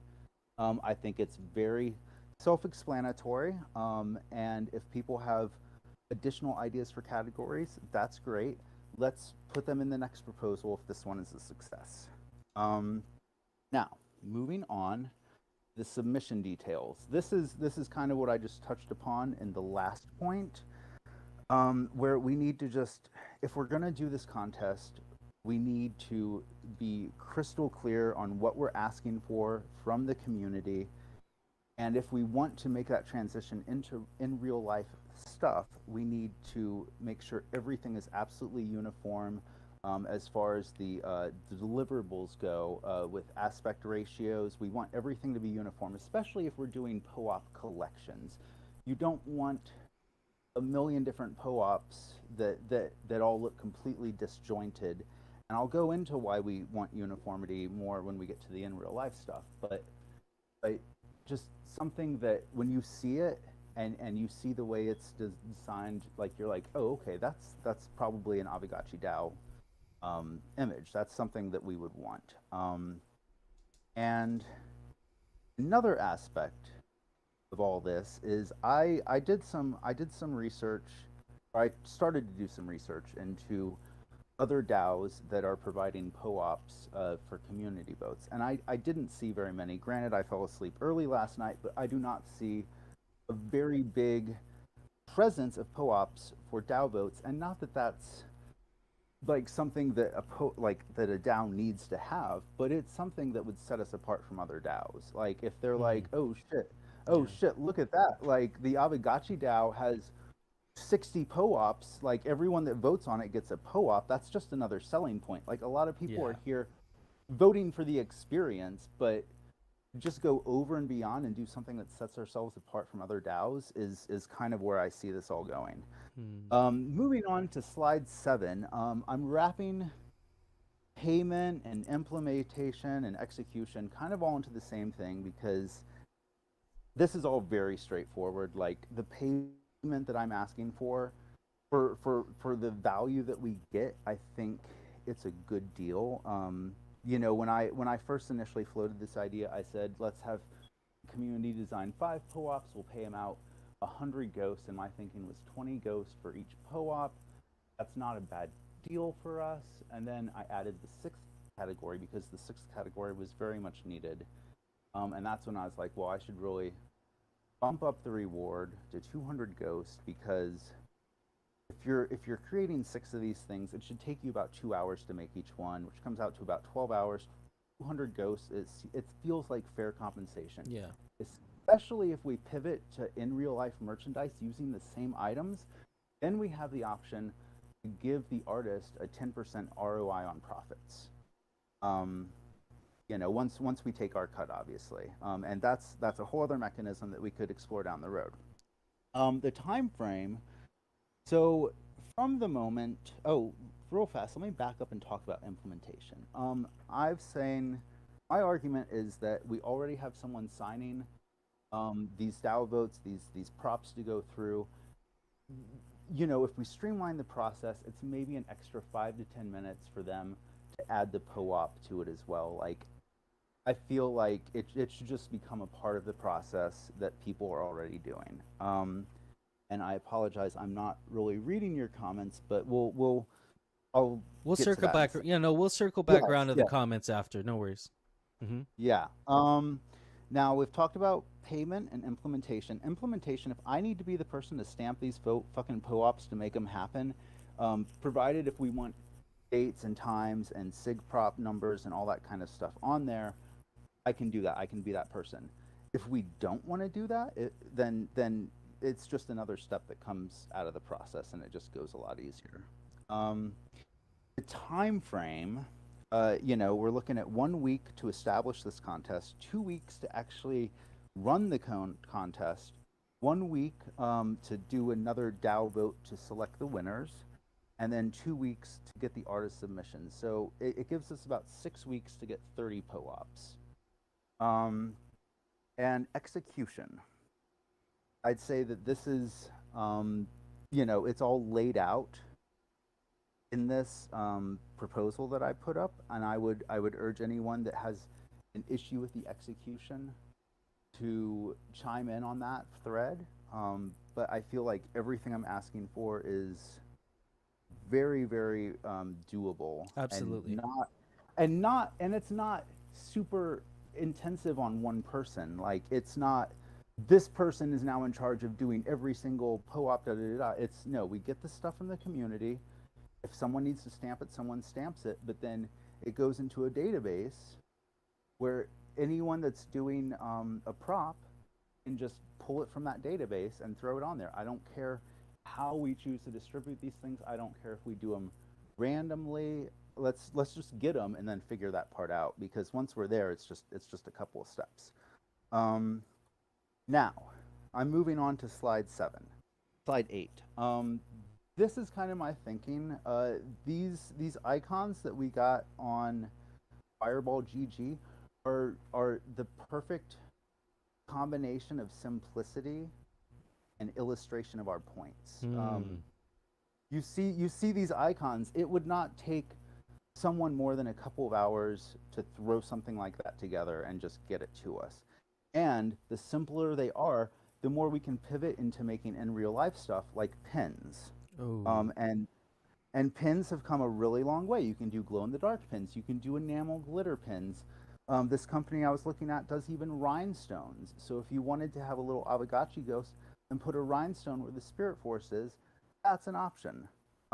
And we could make sets of these pins, and we could take them to conventions and sell them. And I think this is a good spot to pause for just a second on step 9, on slide 9, and see how everyone feels about what I've been saying so far. Oh my God, dude, you're blowing my mind. Everything from your accolades to this idea. I think this is something we've all thought was a nice thing to have, and we've all been kind of ideating around this and kind of sitting around, circling around it for about 2 years now. And I don't think anybody disagrees this is a bad idea. Like, this is a great idea. And so I'm glad that you put together a plan here for execution and even a path to profitability for the DAO, speaking of the pins and whatnot. I'll take a couple questions from the chat here. So Choina asking here, I seem to recall POAP are very much limiting their issuance of POAPs, making them difficult to implement. Is this the case, or is this or is that kind of a myth? I can't speak to that. Okay. I've never actually done anything regarding the POAPs. I just have an idea for getting the designs made. Oh, okay. And so my count's following up. They've implemented POAP Premium on Polygon, which helps provide a better UX, but has a small fee for the claimers. So maybe if we're to use that service, we might just need to bundle that into your proposal as well as just as a cost. Yeah. So, and I can do some research into that. yeah, I don't think it should be a problem, though. I think, honestly, from a financial perspective, your ask is pretty reasonable. For context, when GMI's done sticker contests in the past, we usually issue a 50 ghost bounty to the artist, and then we do usually 100 run of the stickers that we pay for. So that's usually how we do it. And so, you're not far off on the 20 ghost. I would say you could probably even bump it up a little bit, and it would still be very reasonable. Okay, and yeah, keep going. Thrax is asking here, would there be one POAP per proposal? Like, are we thinking for signal proposals and core proposals, or just specifically core proposals? That's when you get your POAP. We would have well first off, I don't think we should give POAPs unless a proposal passes. Yeah. Okay. And then like but that also becomes another question. Well, what if the prop is yes or no on something and we shoot it down? Technically, that's a successful vote. So, should it still get a POAP? That's another question that maybe you guys can mull over. But when it comes down to issuance of POAPs, at the end of the contest, we will have 30 POAPs, which means we'll have a pool of 30 to pull from, and there's 6 categories for each one. So really, you would have from 6 to select 2, and for all I care, it could be a dice roll 1 through 6. But once that POAP is used, it would go out of circulation, and we'd have to move on to a next POAP. Once we get to a halfway point, I recommend we replicate the contest again, considering that would take us 6 weeks to get to deliverable POAPs. Like, it's something that we would need to think out in advance. We don't run out of the POAPs and then decide to have a contest. We decide to have another contest when we're like 30% left of POAPs. You know what I mean? Yes. And so there would be a stock of POAPs that we can issue for proposals that are gonna upon passing that we could issue, but we never want to have that. We never want that reserve of POAPs to go run dry, because then we'll be waiting. There'll be a 6-week delay to actually even issue the POAP. And we're trying to. It sounds like we're trying to make this a really efficient process so that we're not waiting that long to get our POAPs. Yeah. So Coder Dan just put a really good point that at this rate, 30 POAPs will last about 2 months. Yeah, I don't disagree with that. That's a good problem to have. It's not a terrible problem to have, but it also means that we're issuing a shit ton of POAPs in those 2 months, and that every time a POAP gets made, it's increasing our visibility as a DAO. Like just people randomly looking around on the POAP page goes, oh, the Aavegotchi DAO's got POAPs. They've got a lot of POAPs. And you guys don't even know how aggressive these POAP hunters are. There are people that will never have heard about Aavegotchi in their life, and they will come to Aavegotchi and learn just enough just so they can get their POAP, because they are out there collecting as many POAPs as they can. So yeah, and like I said, like, this isn't what I'm asking for. Is if it never happened, if we never passed this proposal, it still wouldn't matter, because people would still show up and vote. But having POAPs increases visibility. In my mind, it attracts more people to our community, if anything else. yeah, absolutely. And even from a marketing perspective, instead of me posting on social media, hey, I just voted on Agip 69, I can say I got the POAP for Agip 69, and I'm going to post the POAP on my Twitter and show everybody, I voted in Aavegotchi DAO. So yeah, exactly. And so that's my pitch on POAPs. There is a thread open for it. I see a lot of people, at least 30-something, 40-something people have read it.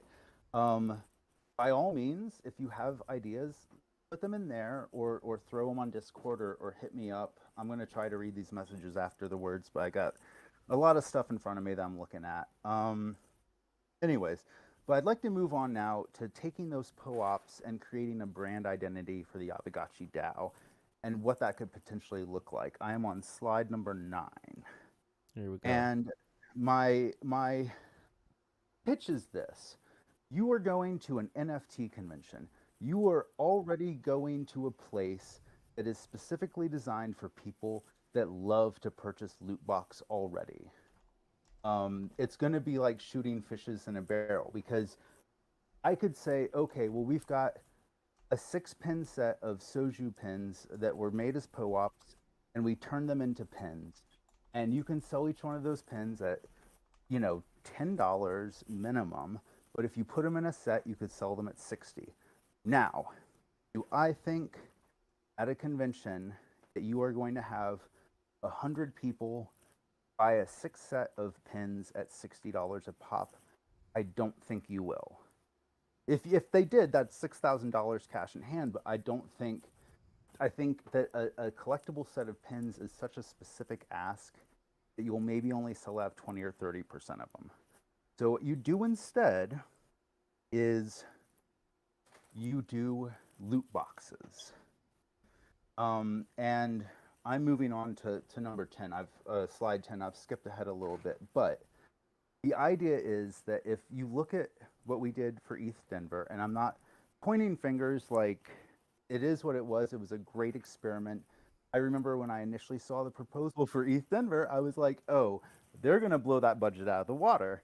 And that's just the reality of the situation. Like, when you're all over the place, you have multiple people, there's multiple events, it's gonna run dry unless you have some type of like spending plan, which, you know, we learn lessons, we move on.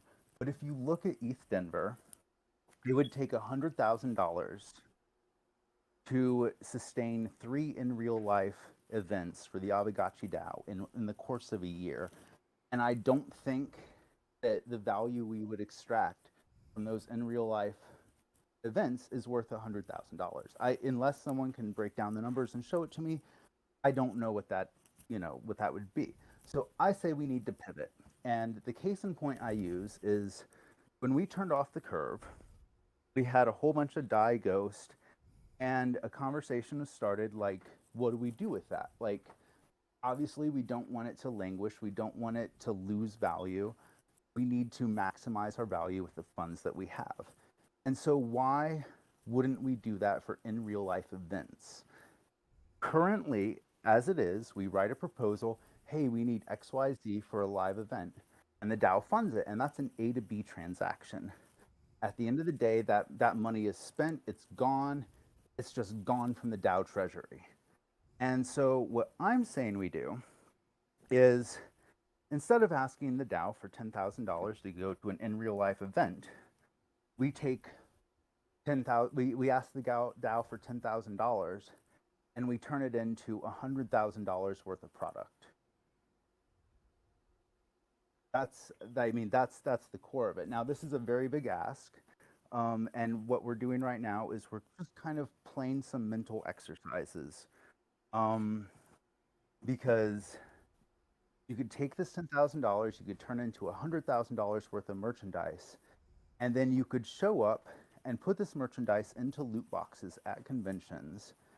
You only make 100 of them. They're super limited. They have, every loot box has something a little bit different.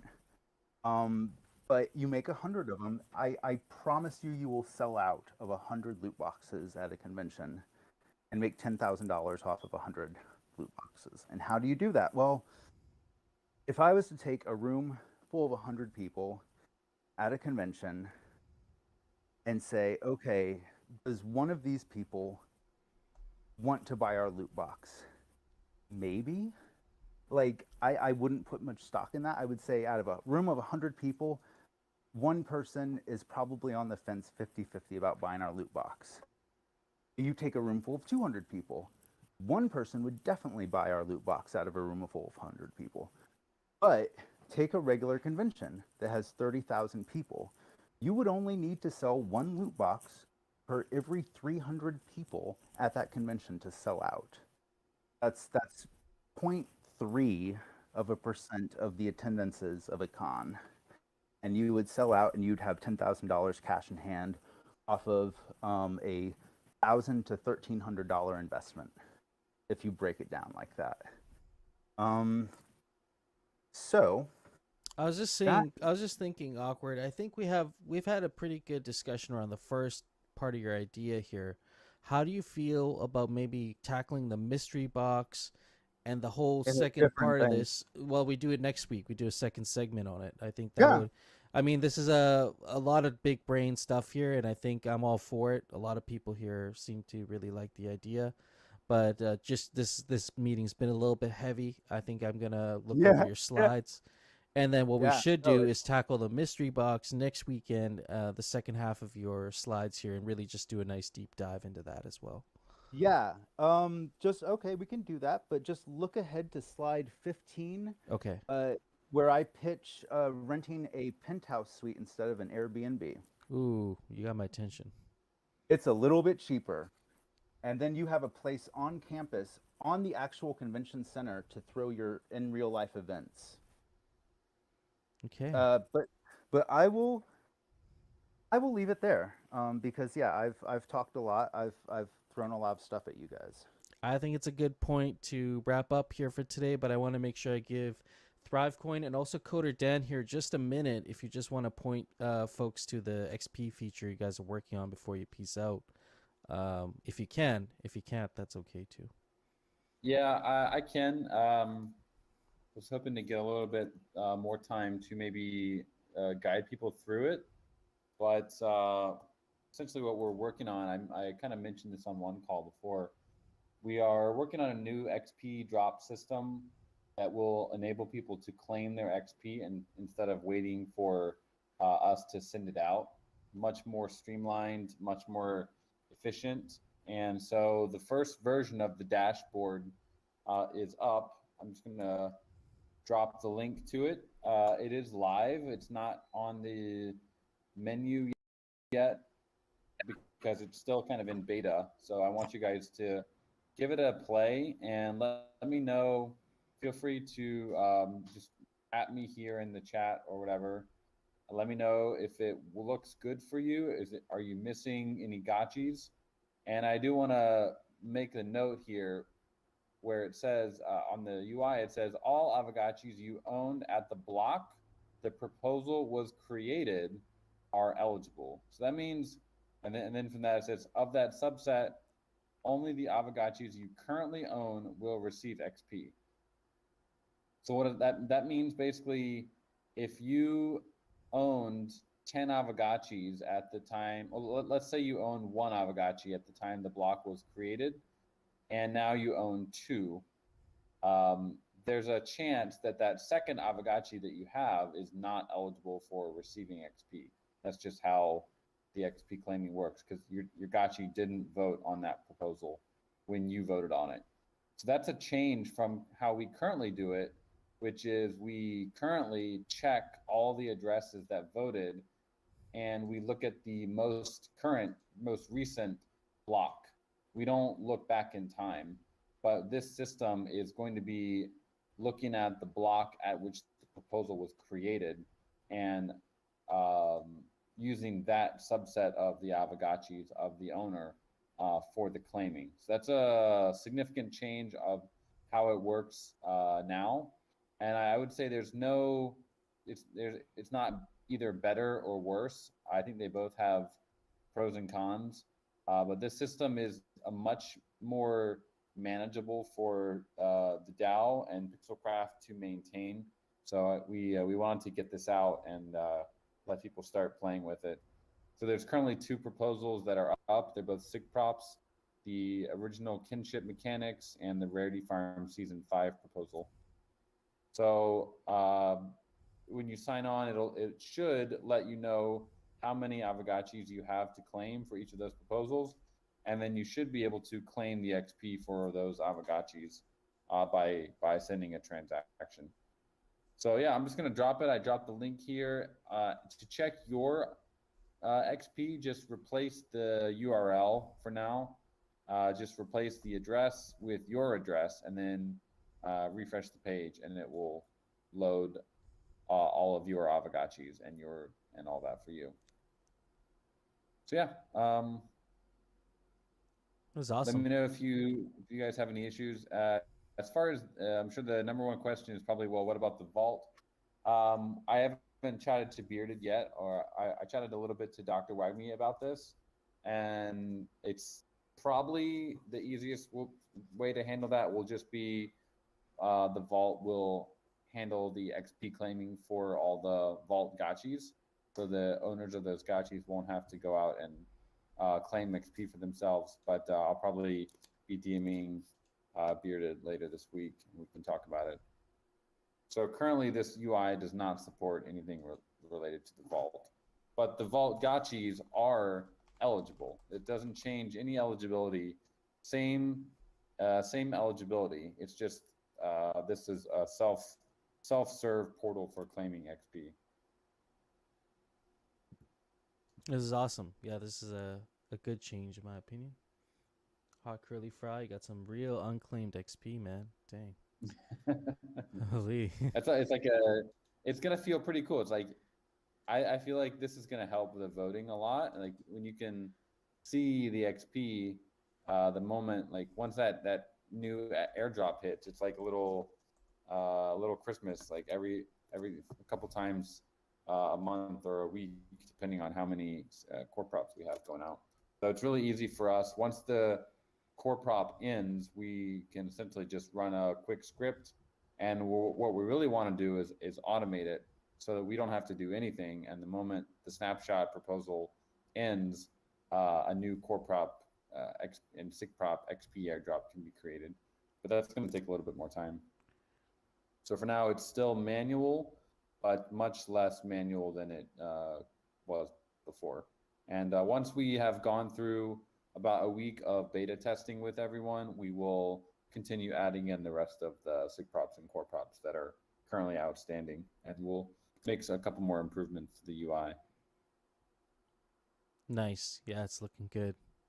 Looking forward to my XP. It was always an unknown question how much XP I was getting, and you just know the number of Yeah. your XP is going up. But you don't actually know, like, did you receive it? Like, where is it? And yeah, especially for like voting on proposals too, when your core prop passes, and it's like your gotcha is supposed to get XP. You want to make sure that gets delivered. So Yeah, it's we a want good to feature. reduce that. Currently, it's like it's a whole thing giving out XP because we have to deal with the blockchain, and it's like an airdrop that happens multiple times a week, and airdrops are notoriously hard to do in a kind of a stable way, especially when the blockchain gas is going up, spiking like 3 or 4 times. It can be pretty difficult You to got to make sure we get the supervise XP out on your time. script.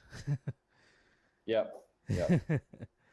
So this will be much easier. We just need to do literally one transaction per airdrop, and then the claimers you guys will be the ones doing the XP claiming. Okay, awesome. Oh god Cool. damn, Dr. Wake Me. I imagine That's that's very that's your satisfying. It's like a problem. mini Christmas. We got Thrive Cool, Giraffe. thanks. Sorry, I'm go gonna head ahead. out Go here. ahead. Thanks everyone. Have a great Sunday. Absolutely. We'll get Thrive Giraffe up here. I see Senate in the house as well. We'll wrap up the call here with Thrive Coin, and we have a follow-up call tomorrow morning as well. So join us for that. But I'll let you take it away, Thrive Giraffe. Yeah, thanks. I Thank know you it's for your super late. patience, by the way. Absolutely, no problem. I know it's super late, so I promise I'll just be a minute. So, for those who don't know me, my name is Daniel, or Thrive Giraffe. I'm a co-founder of ThriveCoin, and I'm one of the people behind the Thank Aavegotchi proposal that we've been co-creating with a ton of the members of this DAO. And I'm super excited to announce that the Thank Aavegotchi pilot proposal is finally going to be going to vote today after this meeting. And for those of you who don't know about it, it's a very simple idea. Basically, you deserve to be thanked, to be rewarded and recognized for the contributions that you make to this DAO. And we believe that when you are thanked, when you are rewarded and recognized, you're going to want to contribute more. And there will be greater utility, efficiency, and value that's created for the DAO. And the Thrive protocol that powers this proposal is really unique. It auto-validates any theoretically millions, but practically hundreds or thousands of ways in which you contribute, not just in game, but in discourse and Discord and Twitter and all over the place with POAP rewards. It then auto rewards you, and it auto records receipts on chain that we show you as a thank you note. And we've implemented similar kinds of projects with ApeCoin and Bankless DAO. We've seen tons and tons of success, and there's so much values and vision alignment with Aavegotchi. So thank Aavegotchi pilot proposal, going to vote today after this meeting, and very quickly just wanted to share a few changes that you'll see in the proposal. And we made these changes based on the feedback that we received in this meeting last week, as well as in our weekly office hours that we'll have again tomorrow if you want to come join us, and also some feedback that we got in one-on-one conversations. So the first big change is that we have decreased the pilot length from 6 months to 3 months, which effectively cuts the cost of the pilot in half. And the second big change, which I'm really excited about, is during this pilot, we will test 3 different formats, and we'll be testing them in separate 1-month seasons. So season 1, there will be about 15,000 goes that are raffled off to, we think it'll be 30 winners. So each contribution that you make to the DAO will earn you effectively raffle tickets. Season 2, we'll experiment with 15,000 total goes, rewarding each valuable contribution that you make. So you'll get something for each contribution. And then season 3, with 15,000 total goes, rewarding you in rarity farming style, which I'm personally really excited about. And at the culmination of that 3rd month, the community will vote on which rewards format you prefer. And if a follow-up proposal passes to continue our pilot for an additional 3 months, we'll focus that second 3 months on rewarding you in just the winning rewards format. So those are the 2 big changes. Super excited to have this thing finally go to vote. We have been really thoughtful and, taking the time we needed to make sure that this is a proposal that reflects your desires, your excitement, and your collaboration. So thank you so much for working with us to make this happen. Honestly, thank you guys for working closely with the community and hearing some of the concerns. I know, like you said, the pilot period was one of the major concerns that was brought up, and I appreciate you addressing, and hopefully that does alleviate any kind of concerns people have around the length of trial, or I think we just need. This is one of those things where we just have to do it and see it in action, see it working to get a feel for it. And so I'm looking forward to getting engaged with this for sure. And so keep an eye out for that SIG prop. You said that that's going live just after this meeting. Yeah, as soon as Thrax wakes up from great Saturday night, we'll make it happen. Awesome. Okay, that's awesome. Yep. So keep an eye out for that. And tomorrow we have a Thrive community call here in the Discord. I posted the link in the stage chat here. So if you are interested, you can set your reminder there. For me, PST, it's 9:30 a.m. So around 12:30, like around noon, for the East Coast there. And so, yeah, if you have any questions specifically regarding the proposal, you look at the SIG prop tonight and you got some questions, definitely bring them to the call tomorrow, and would love to address those. Absolutely. Thanks for giving me a second up here. I really appreciate it. Absolutely. Yep, totally. Anything else, friends? Do we got anything else for this meeting here today? Oh yeah, Artcore, you'll be on an airplane. Do not worry if you're not there tomorrow, but you would like in. You can also DM me your questions and I can bring them to the call. And if you'd just like to go back and see the recording, follow Aavegotchi DAO on YouTube. We got all our live streams from the Sunday DAO calls, all the weekly calls from DAO Lens and ThriveCoin being posted up there as well. So with that being said, I think we can call it a wrap. Thank you all for sticking around. I feel like everybody in here deserves a POAP just for making it this far. And we will be back here again next weekend, 2 p.m. UTC for Aavegotchi DAO. Plenty of things happening in between there. You can check out GM with GMI. Monday mornings, we're hanging out. Wednesday evening with Aavegotchi and Jesse Goldencross, chopping it up on Twitter Spaces. And then you know what we do on Friday nights. So hope everybody is having a good week, or have a good week, and enjoy the rest of your weekend, friends. Peace out. Bye.